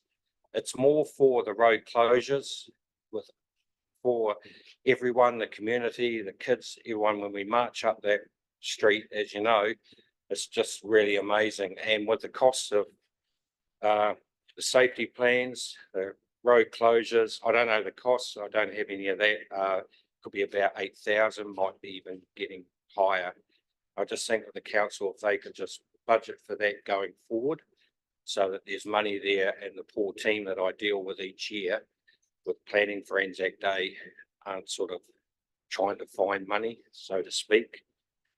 It is a national significant event for New Zealand, Anzac Day, and it would be, as I put in my thing, travesty if we couldn't march up the main street. It looks so good in the newspaper with the photo of the band in front, and just everyone behind, from the RSA, the kids, our respondents, everyone. Be really good. Yeah, really, that's about it. Just asking on that one. It's just that the council can budget. Yeah. And that's about on that one. Then we just have the other one, the flags. So the next one, you want? Speak to it. Yeah. I'll separate. Yeah. And that's it. Okay, thank you. Question from where I'm sitting, does it necessarily have to be up Maniapoto Street? The parade?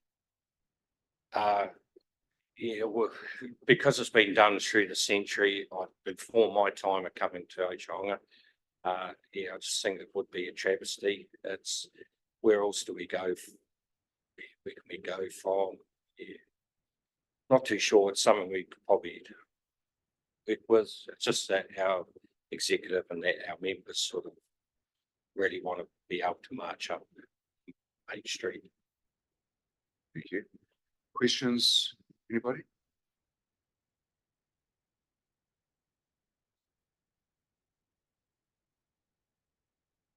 Do you want to talk to the flags, Mark? Yes. Yeah, what we're sort of asking the council to, if we plan to have some, lest we forget flags up the main street, like done in other areas around here, Waipa, Cambridge, Tikawiti, Pew, Bennydale, Taupo. If you drive up and down the country leading up to Anzac Day and over Anzac Day, there's, like I say, lest we forget, but just flags up main streets, and it's really good. It gets you thinking, and just things like that. Could this actually be added as a yearly event to the council, the team on grounds, or whatever you call them? Yeah, really that's it. We're just asking if we could have flags put up the main street. Thank you, Mark. On that too, we could pay towards the flags or for the flags. It's be just the getting put up on the poles or whatever system you come up with. We'd fundraise and get them. Valid points to consider. Any further questions? Yes, sorry, Councillor. Yes. Mark, just looking at the flags, I know when I was on the community board last term, they're okay to get the street lighting, this certain LEDs. And the theory was that, like in the month of Anzac month, they would be, say, red. So when you went through at night the town, you would get an effect like that. Would that be kind of good enough, or you think you need the flags? Obviously, it's not going to take daytime, but it's going to give that. And like for instance, if it's breast cancer, you have the lights will be pink. That to donate that, not donate, yeah, to I think that month. If you know what I mean, it's well, that's just a. Yeah, I don't know if you're aware of that, but that was something Oh. that came to the community board. I'm just not sure when it's happening.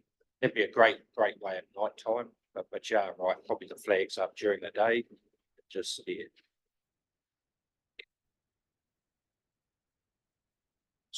Councillor Jeffries. Oh, just a comment, your worship, yeah, we have the flags up in Carfair. It's not a big deal. So, that's certainly something that I'd support. Come to discuss that, so. all right. Oh, great, thank you very much. Thank you. Thanks, mate. Thanks, Sharon. Appreciate it. Thank you very much, everyone.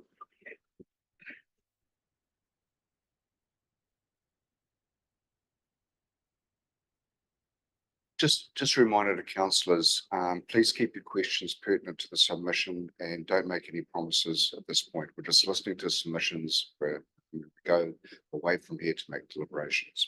Thank you. Rosemary. So Rosemary, talking about the Waipa Rira catchment group on page 149. Welcome, Rosemary.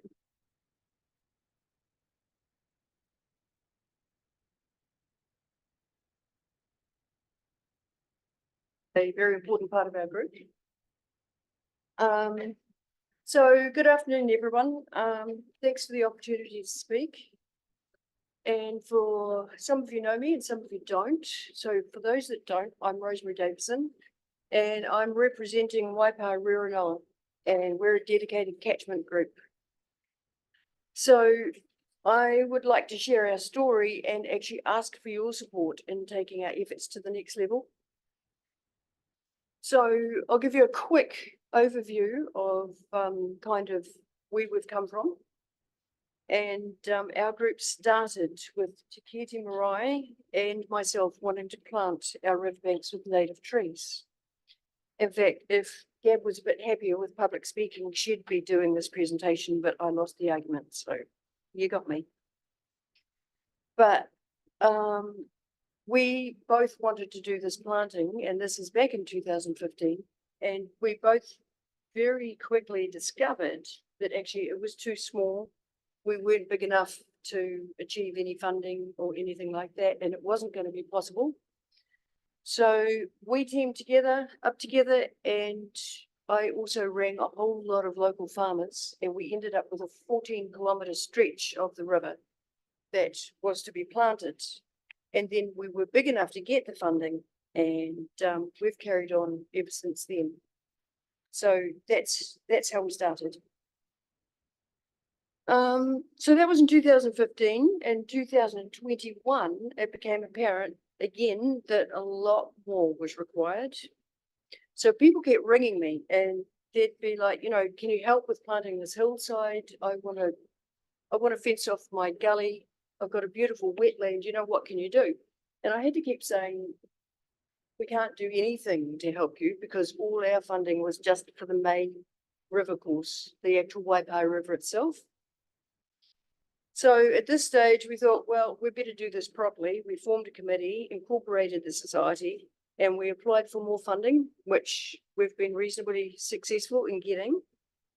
And now we can actually help landowners anywhere in the catchment if they're retiring and planting like critical source areas, waterways, wetlands. And all of this is actually contributing very nicely to like improved water quality and biodiversity. So it's actually going pretty well. So things that we've actually achieved to date is close on 300,000 plants in the ground. If you look at the area that we've retired and planted, which would be the riparian margins, critical source areas, it adds up to very nearly 80 hectares.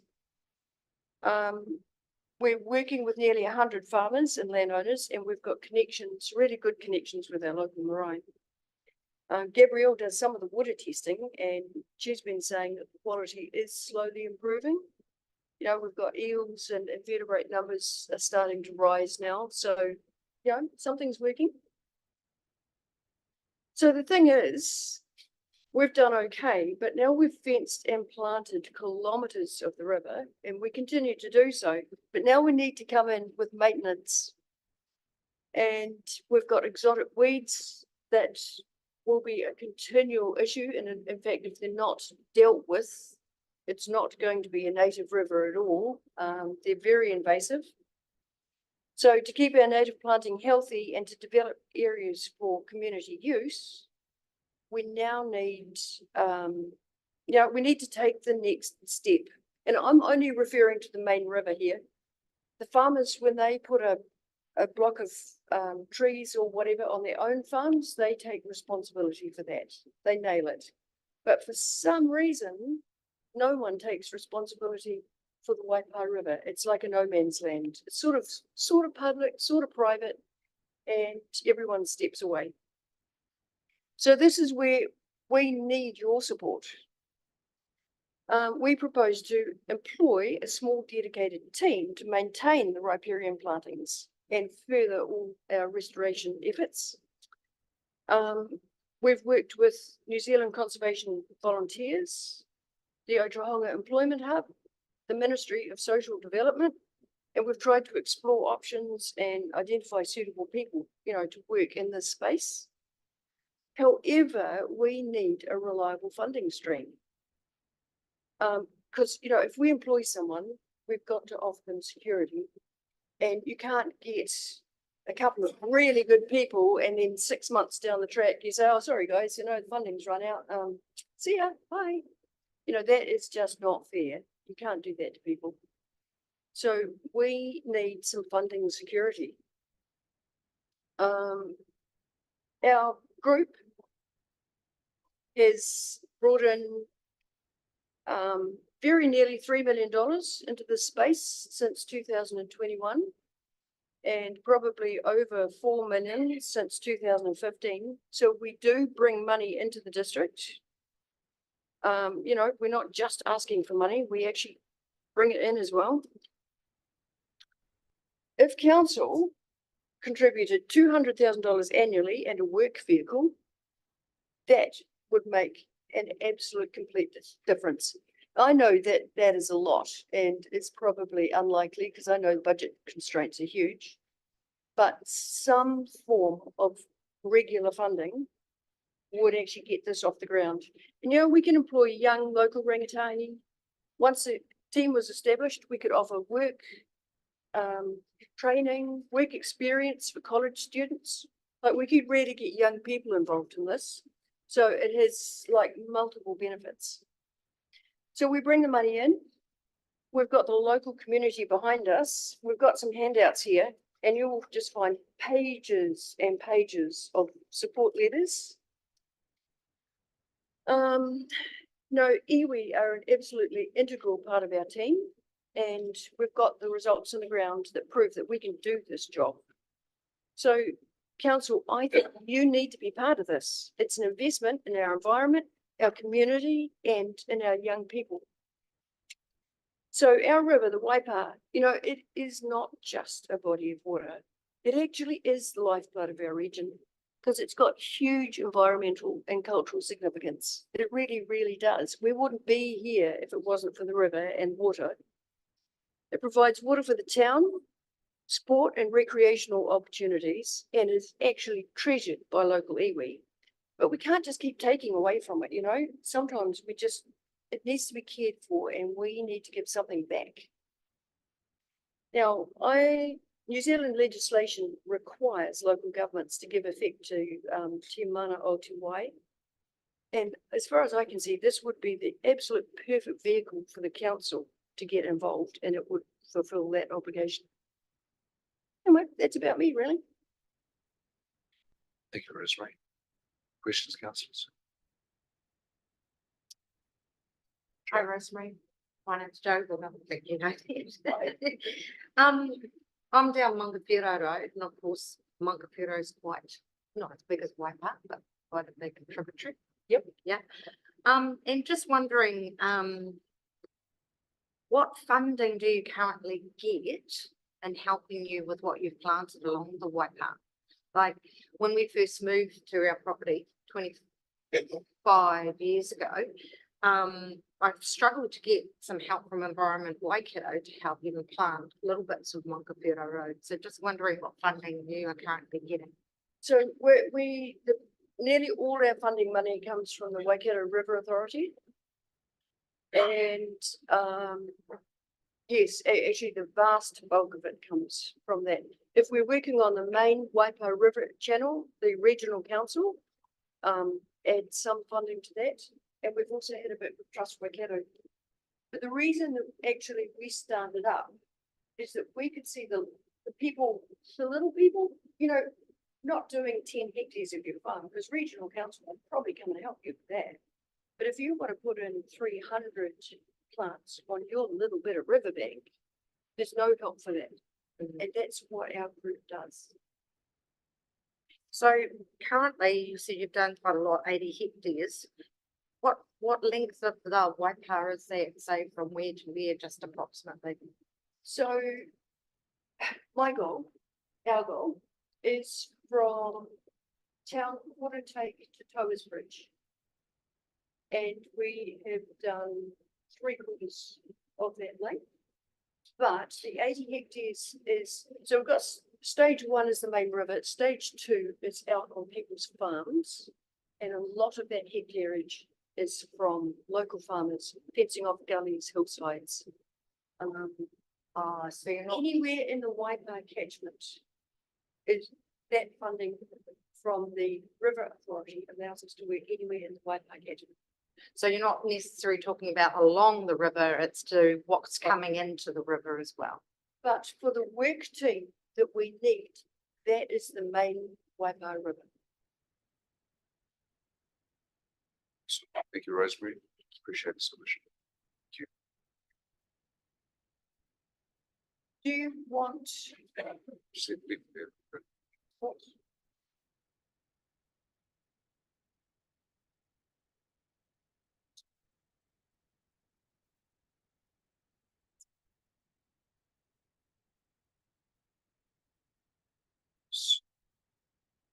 Right, next we have Mark Morgan online from the Waikato Regional Airport Limited. Welcome, Mark. The floor is yours for 15 minutes. After 10 minutes, there'll be a bell which will go to say that you've got 5 minutes left, at which point it's open for questions or you go fly a plane. Thanks. Good afternoon, Mayor Baxter and councillors. And look, I won't take that long because obviously I'm pleased to see you're in support of our position. But look, firstly, I'd like to introduce myself. I'm Mark Morgan, the Group CE for Waikato Regional Airport Limited. And we are the 100% shareholder of Hamilton Waikato Tourism in relation to this submission. My apologies also for Barry Harris, our chair, who was unable to make it today, and also my apologies that I couldn't be there in person just with other commitments today. So look, thank you for receiving and considering RAU's submission. You have our submission in detail, so I'll just pick out some key points. Ōtorohanga District Council, your LTP indicates a hold in funding for Hamilton Waikato Tourism. And we really support that position, of course, and are very much appreciative of it. In the 12 months ending October 23, the visitor spend to the Waikato was 1.9 billion and just over 40 million was spent in your district alone. And this equates to about 109,000 of new money being spent in the district each day. A portion of this revenue is directly attributable to the activities and the coordination of Hamilton Waikato Tourism, who, as you know, provide advocacy not only on a regional but on a national and international basis to ensure that this region and your part of this region receives its fair share of domestic and international tourists. We acknowledge the economic climate is tough and councils need to make savings in operating expenses. We have therefore avoided, as part of our submission, requesting additional or increased funding from you, because of course there is a savage impact of CPI on businesses and on therefore discretionary spend.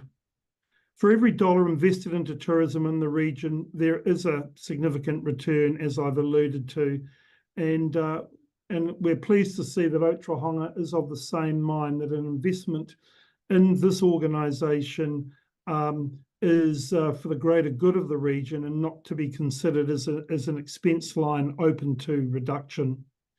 At a time when the region and indeed your district needs to encourage and support economic development, there is concern now with the removal of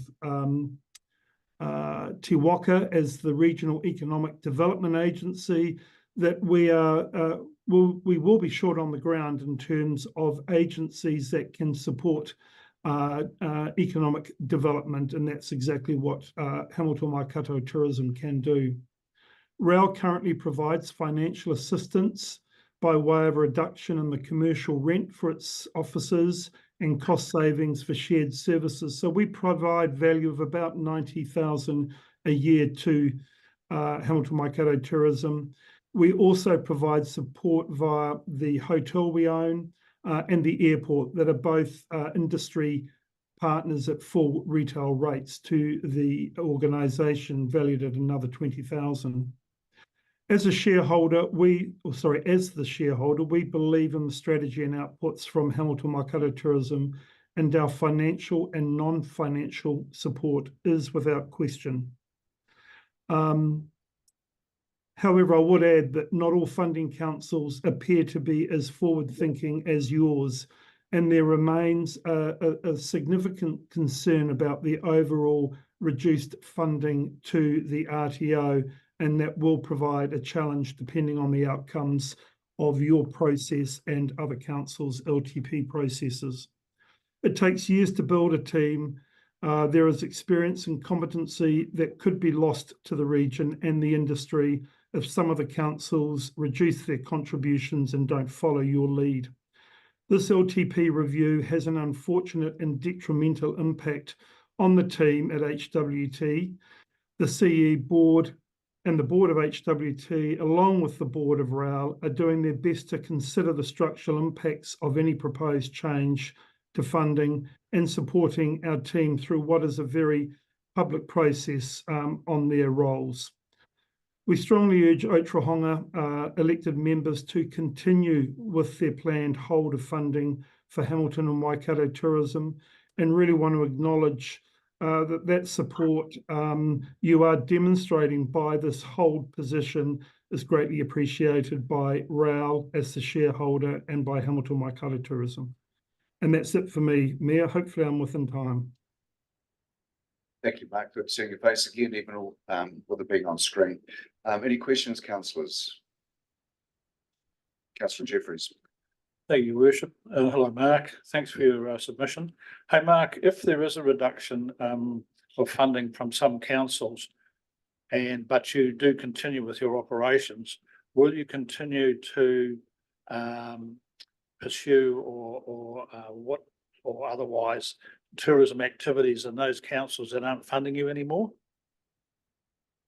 I think, and look, it's a very reasonable question, and certainly Nicola, who will be following, and Steve representing Hamilton Waikato Tourism, may pick up on this question with you as well. What I would say is that that we look at the overall contributions as a funding pool, and even now there are quite varying degrees of funding. From Hamilton City, that has historically provided 50% of council funding, through to perhaps levels such as your own. And what the RTO endeavours to do is to ensure that as best they can, they represent the opportunity of the region.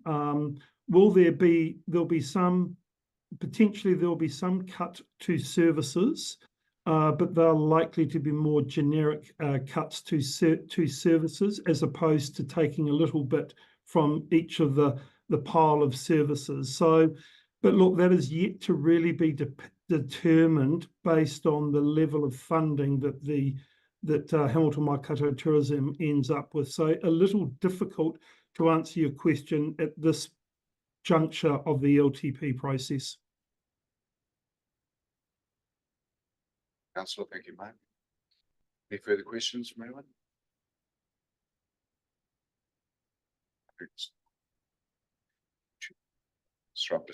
Thank you. Doesn't appear to be any further questions, Mark, so thank you for your time. And we'll obviously consider your submission. Thank you. Thank you very much, Council. Appreciate it. Cheers, mate.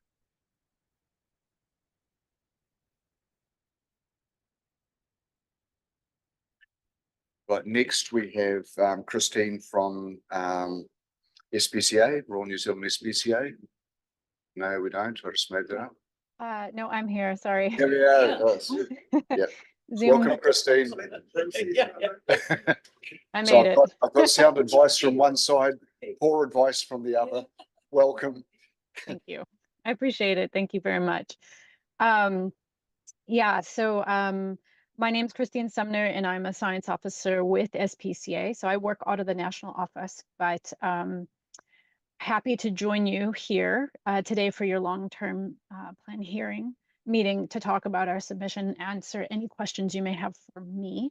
I do have a brief presentation to run through. If that's okay, I'm able to share my screen.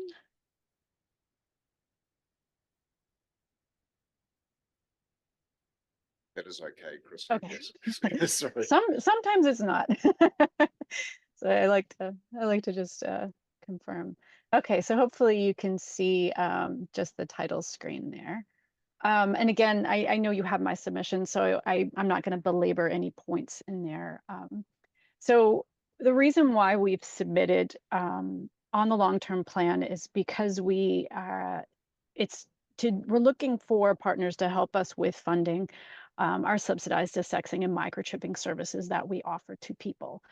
There are many welfare benefits for desexing cats, and I've detailed them quite a bit in the submission, but they fall into two big areas. So this would be a direct welfare benefit for the individual cat, and kind of these related benefits. So we know that cats, reasons for surrender, like when an owner brings them a cat rehoming to an organization such as ours, can be related to behavior issues such as spraying and fighting and aggression. And we know that desexing can actually help reduce the risk of these behaviors. Cats live longer, they're less likely to get certain types of cancer if they're desexed. But importantly, desexing companion cats helps us reduce the number of unplanned litters of kittens that are born every year in New Zealand. A lot of times people don't know their cats can start having kittens at such a young age, but also people cannot afford to get their cats desexed and microchipped. And then on top of that, there is a proportion of cat owners who just don't think it's important. But really, the benefit of desexing companion cats is good with avoiding these unplanned litters of kittens, but it also is a really important tool we have for getting a handle on how many stray cats are roaming around communities. We know a proportion of stray cats started off as kittens that come from these unplanned litters of companion cats. We also get many of these kittens through our doors. So for us as a charity, we really want to do our best at the top of the cliff and try to prevent these unplanned litters of kittens from being born that either end up needing our care or end up becoming stray cats and then repeating this cycle over and over again. Benefits of microchipping cats is very straightforward. This just helps us reunite lost cats and kittens with their owner. For charity, we will take in lost cats and kittens, and they have to stay with us for a certain period of time and before we can make decisions about what to do with them. When they have a microchip, we can get them back home very quickly. It's quite stressful for a cat to be in a center. It's an unfamiliar environment. There's a lot going on. They don't really want to be there. So reducing the amount of time those cats and kittens are with us is good for cat welfare. But importantly, again, as a charity, it helps us minimize the costs of holding on to those cats that were required to do so. Importantly, and I know in this area there are no bylaws, but if there is ever a move towards requiring cats to be microchipped, we know that helping cat owners microchip their cats helps comply with these local bylaws that might be passed. Same for desexing as well. So this just facilitates these behaviors we ultimately want to see in our communities, that cats are desexed and microchipped if they're owned. Importantly, too, if there's any trapping going on where a companion cat may find themselves in a trap, a cage trap, having a microchip clearly distinguishes that they are someone's family member, they're someone's companion cat. So there's really important reasons why we work so hard to get cats microchipped and desexed. We have a national desexing program, and in our submission, there is a 2-page flyer or that shows kind of what we do with our national desexing program. Snip and Chip is probably our most well-known program, and this is where we offer vouchers for microchipping and desexing cats in areas. And these are focused on the areas that have our highest intake because we're trying to reduce the number of kittens and cats that end up needing our help. And by offering subsidizing desexing and microchipping, we clearly see that this works well. When we offer these programs, when we announce we'll be doing a snip and chip campaign in an area, people sign up very, very quickly. Sometimes within 24 hours, we're out of vouchers. So we know there's great demand for this. In fact, we know from the research in New Zealand that the cost of the procedure is the primary reason why companion cat owners are not desexing and microchipping their cats. Importantly, this helps us reduce abandonment of those unplanned litters of kittens. It also fosters positive relationships with community members. We know there's a lot of people who want to do these behaviors, and offering with covering the cost goes a long way towards, working within communities to show this is important to us as a community. In the past, we have worked with a number of councils. I'm just going to quickly go over that, including Auckland Council, local boards within an Auckland area. We've worked with Waitaki, Whangarei, and Dunedin as well. And these are all local councils that kind of have different needs, and we have our system's already set up. And so the councils provide funding, and then we can work with them to get the program running. We work with local veterinarians. This service is not possible without local veterinarians helping. And so that's another piece that we help coordinate through our program. So with that, I'm going to stop sharing my screen. And if there's any questions you may have for me, I am happy to answer them. Awesome. Thanks for the presentation, Christine. We're wondering how to tell you where your timeframes were. So that's hence the little bell that went off just before. Yeah, thank you. Any questions of Christine? Hi, Christine. My name's Jo. I'm just wondering, can you give an approximate cost that you might be expecting or have got? I know some of those other district councils are big, but just, yeah. So some of our smaller district councils that we've worked with, so I think that would be more like Waitaki, or even Whangarei is kind of big. So it's all dependent on what they can budget. So we had a multi-year, 3-year commitment from Whangarei at $15,000 a year. And then that all goes to the cost of desexing and microchipping. And then Waitaki, I believe it was a 1-year funding program for $30,000, but that number I'm a little less sure on. What we do is we offer the voucher for $30 to companion cat owners, and then we subsidize the rest. And that can be very contingent on what the local vets need. But yeah, so that's it. It really kind of, we're willing to work with councils where they're at. Thank you. Thank you, Christine. Any further questions? Councillor Jeffries? It's just one. Thank you, Worship. Has any thought been given to limiting the number of cats that owners can have? You mean like through the bylaw system? Yeah.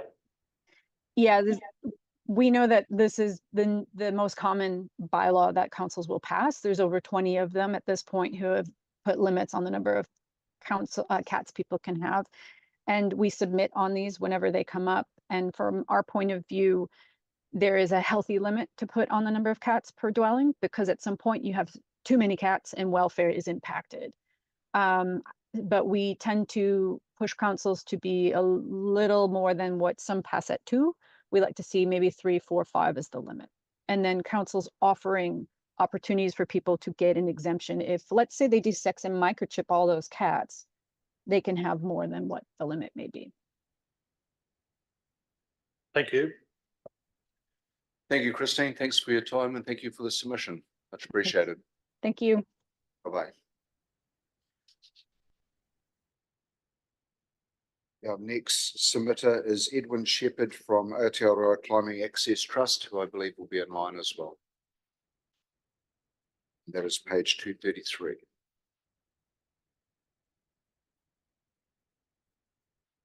Welcome, Edwin.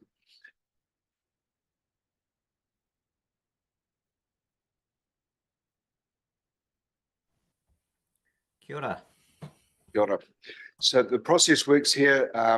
There's a 10-minute speaking time, allocated time, and the gentleman next to me will push the bell after 5 minutes, and then that'll leave 5 minutes when you want to finish off and be open for questions. So thank you. The floor is all yours. Great, thank you. Well, I won't take too much of your time.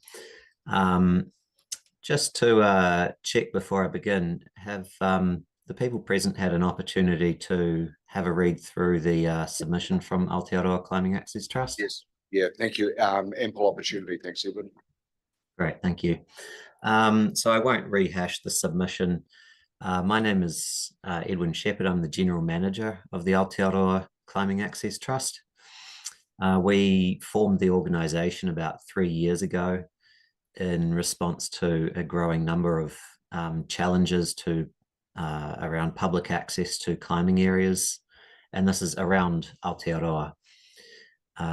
One of the key challenges that we face is continuing to preserve access to climbing areas on public land, on private land, especially farmland, and that's the kind of issues that we face in the Ōtorohanga district. So rock climbing is something that's growing in popularity. It's a great activity that's got lots of benefits. Outdoor recreation, there's all sorts of physical and mental benefits to it. It's recently been added to the Olympics, and it can really, I've got a huge number of friends built up over a decade and a half of passion for climbing, and I can really see the benefits that people do derive from the sport. And it lines up very well with the push from Sport NZ and other government departments to increase focus on outdoor recreation and activity, as opposed to just traditional sports like rugby, soccer, hockey. However, it doesn't always see the same level of support in terms of funding and recognition of the challenges that we face. So what we're trying to do is preserve a future for rock climbing for the current generation and for future generations, so that they can continue to have the same opportunities to get out there, get into the outdoors, and do something good, use their bodies and enjoy themselves and make friends. The challenges that we face in the Ōtorohanga district are around climbing areas on private land. And one of the key things that I wanted to do with this submission was just to bring to the council's attention the fact that there actually are these really high quality, popular climbing areas in your district. This might not be something that you are aware of. So the Wharepapa South region in particular is where these climbing areas are located. That area is split between the Waipa district and Ōtorohanga. And there's about 10 specific climbing areas that are in that area that are of concern to us. So this kind of indicates how rare and important these high quality cliffs and climbing areas are. There's a lot of cliffs around New Zealand, but most of them are not very good quality rock, not suitable for climbing on. So when we do find high quality climbing areas, we work very hard to try and preserve public access to those. And that means working directly with landowners and farmers to deal with any concerns that they might have around potential liability if somebody gets hurt while climbing, which is not as much of an issue as people often think that it is, but we need to do that work to assuage those concerns. And dealing with any issues, that they might face as a result of letting visitors onto the land. So the primary challenge for us is that farmers have these climbing areas on their land. They allow people to come onto their land in the same way that they might allow hunters to cross the land or anything like that. But they really are just doing it out of goodwill. They have no financial or other benefit from it other than the joy that they get from, seeing people from the community come in and enjoy the place. And that's great, but it means that as soon as some issue arises, any concern about potential liability or some sort of hassle, that can just get the climbing area shut down. And there's nothing we can really do that to prevent that. If a landowner decides to shut down access, that community asset is lost. So we're looking for creative ways to try and preserve access to those places, to these very special places, and make it a bit more secure. I think that councils such as Ōtorohanga District Council could have a role to play in that. I would note in 2021, we spoke with the Waipa District Council about these same concerns, and they have worked with us over the following couple of years to put a system in place to actually allow landowners to access environmental lots and transferable development rights under the district plan, which provides a potential mechanism that they might be able to receive some financial benefit for preserving recreational access permanently, which would be a great outcome for the community and also a good outcome for the landowners. So it's not the only way that we could, that the council could help with these issues, but that is one way that we're currently working on. And if we could have some sort of a system like that, or some other support from the council in the Ōtorohanga district, that would give us more opportunities to go out and approach landowners and talk to them about whether there's some way that they can provide a permanent protection, like a legal easement, to preserve recreational access in these places. That's pretty much it from me, and I'm open to any questions. Thanks, Edwin. And thanks for raising your concerns with us and submitting on our long-term plan. Any questions, councillors? Shows the quality of your submission if there's no further questions. Hey, look, thank you very much for your time, and we'll consider your concerns. Thank you. Thank you.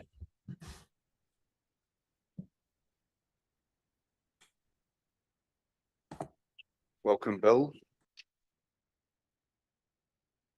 Sitting there patiently like a true gentleman.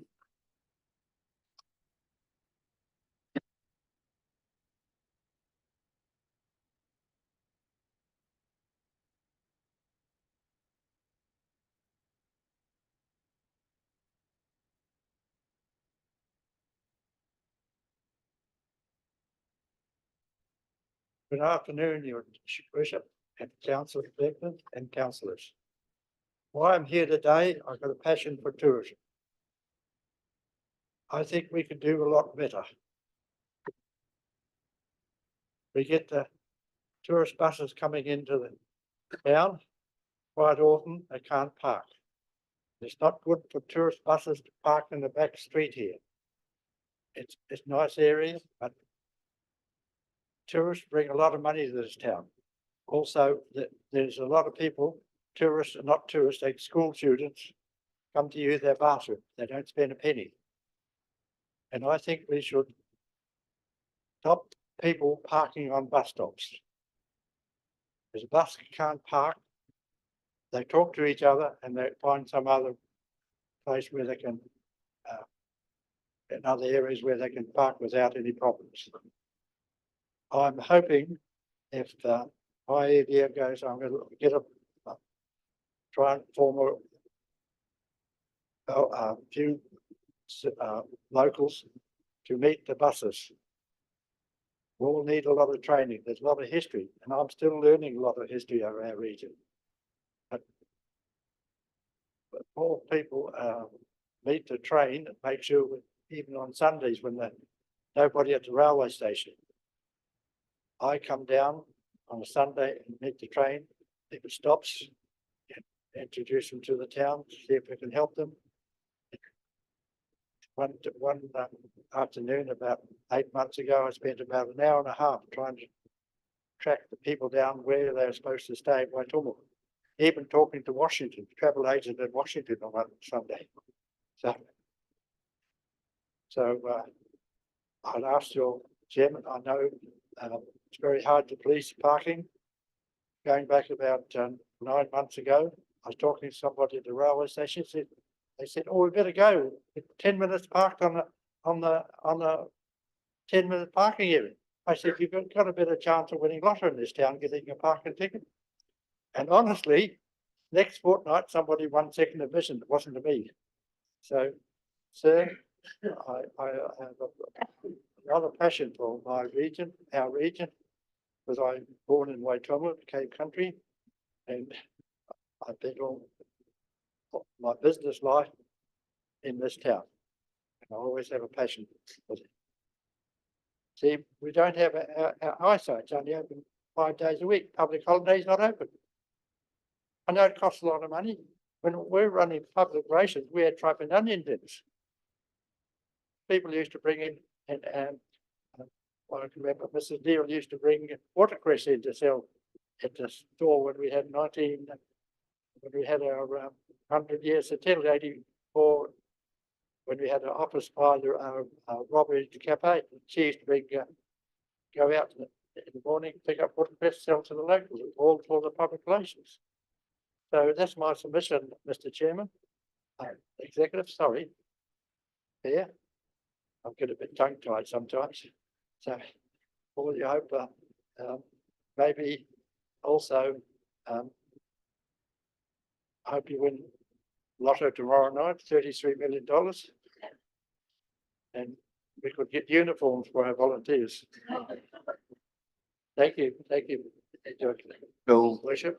thank you for your submission and thank you for your continued unwavering, passionate support for this community. It goes noticed continually, and the amount of letters we get in here to council and emails thanking you for your hospitality that you show to the people coming is, yeah, it's really very, very humbling. So thank you. Thank you, sir. Any questions of Mr. Miller before he goes? Thanks, Bill.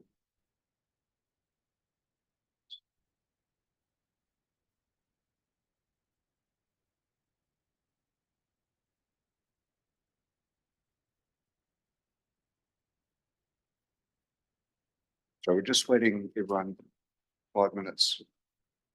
Okay.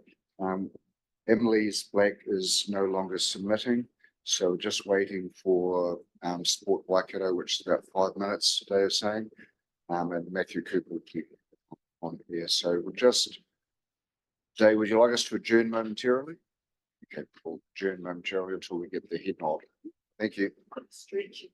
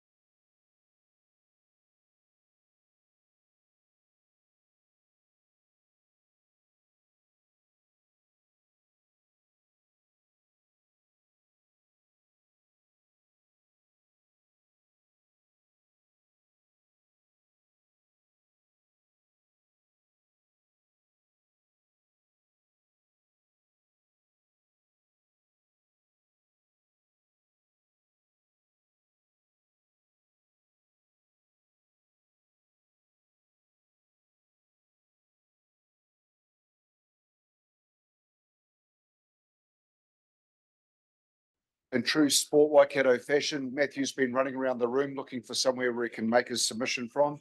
If we could please be seated, thank you. I'd like to welcome Matthew Cooper from Sport Waikato for your submission, Matthew. Welcome. You're on mute, Matthew, not a good start. Sorry, not a great start.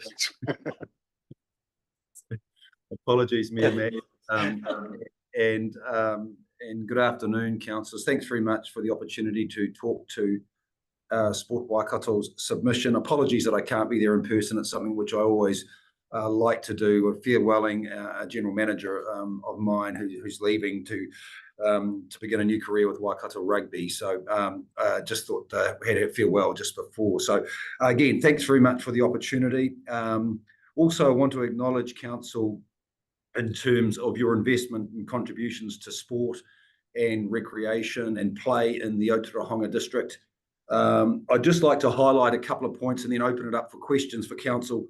In terms of the reserve strategy and reserves management plan, Sport Waikato supports funding towards the following outlined in the draft Vibrant Places and Spaces document, finalising the development and implementing actions from the reserve strategy and the reserves management plan. And part of that, council, we talk about the pressure growing on your network of fields. We also know that, ongoing issues around climate change. So where are the opportunities for us to be working with you, particularly with Shane Brodie, our spaces and places person, around the importance of being very smart going into the future over the next 10 years for council around our sport and recreation facilities in Ōtorohanga. We are part of that through the Waikato Regional Active Spaces Plan, council, as we talk about the importance that, about a complete needs analysis concept and master planning of Island Reserve in Ōtorohanga, with a focus there on, where does that sub-regional provision and the avoidance of duplication, particularly with our neighbouring councils. I just want to highlight the Ōtorohanga Memorial Pool Complex. I've made a couple of notes in there around some of the challenges, I suppose, that we're facing here at in the pool complex.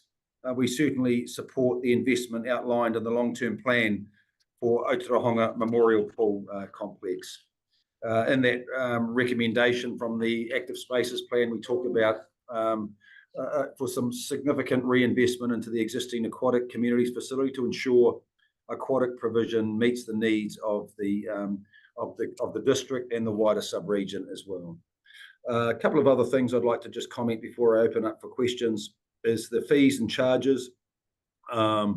We acknowledge the environment around cost of living, and we certainly support the pragmatic and fair approach to increase fees as stated in the LTP at a rate that's hopefully manageable. But we also realise that for them to be manageable, we've also got to maintain our facilities as well.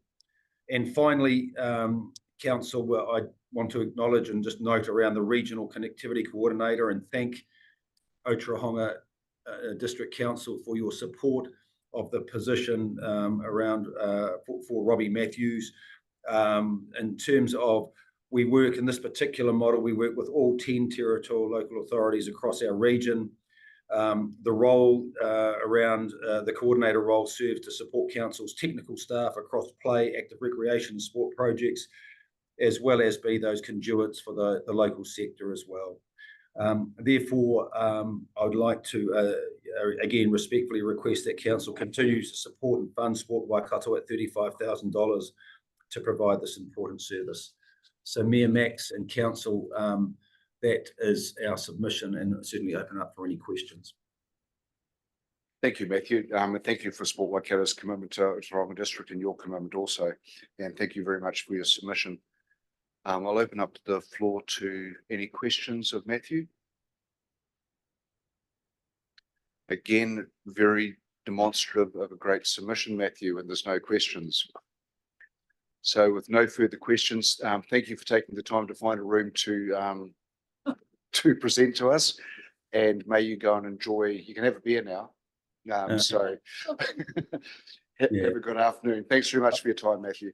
Thanks, Mayor Max. Just one thing I would one other thing that's happening, which is part of Sport New Zealand, is We are working with a cluster group of secondary schools, and one of those beneficiaries through our relationship with Sport New Zealand is a program called Active As over the next 3 years. And so that is now we are managing it with Ōtorohanga College, but it's a investment of $300,000 over the next 3 years that will go into the secondary school. They need to work closely with the surrounding secondary schools. There's 40 of them in New Zealand, and I'm thrilled that that Ōtorohanga College is a beneficiary.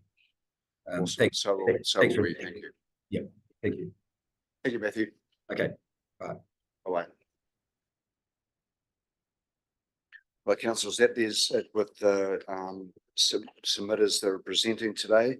So I have 2 staff recommendations here. And the first one being that the Ōtorohanga District Council Hearing Panel received the report item 2, hearing and consideration of submissions on the draft Ōtorohanga District Economic Wellbeing Strategy, document number 756865 from Nadia Gao, Group Manager Strategy and Community, be received. I'd like to move that. Secretary Councillor Johnson, all in favour? Carried, thank you.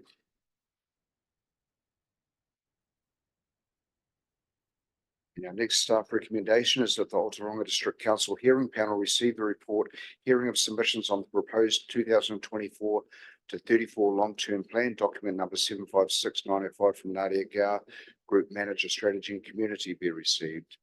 Move Councillor Willison, second Councillor Tamaki, all in favour? Carried. Thank you. So from now, at this point, we'll adjourn the meeting until we go into considerations on Thursday. Deliberations. Thank you. On Thursday.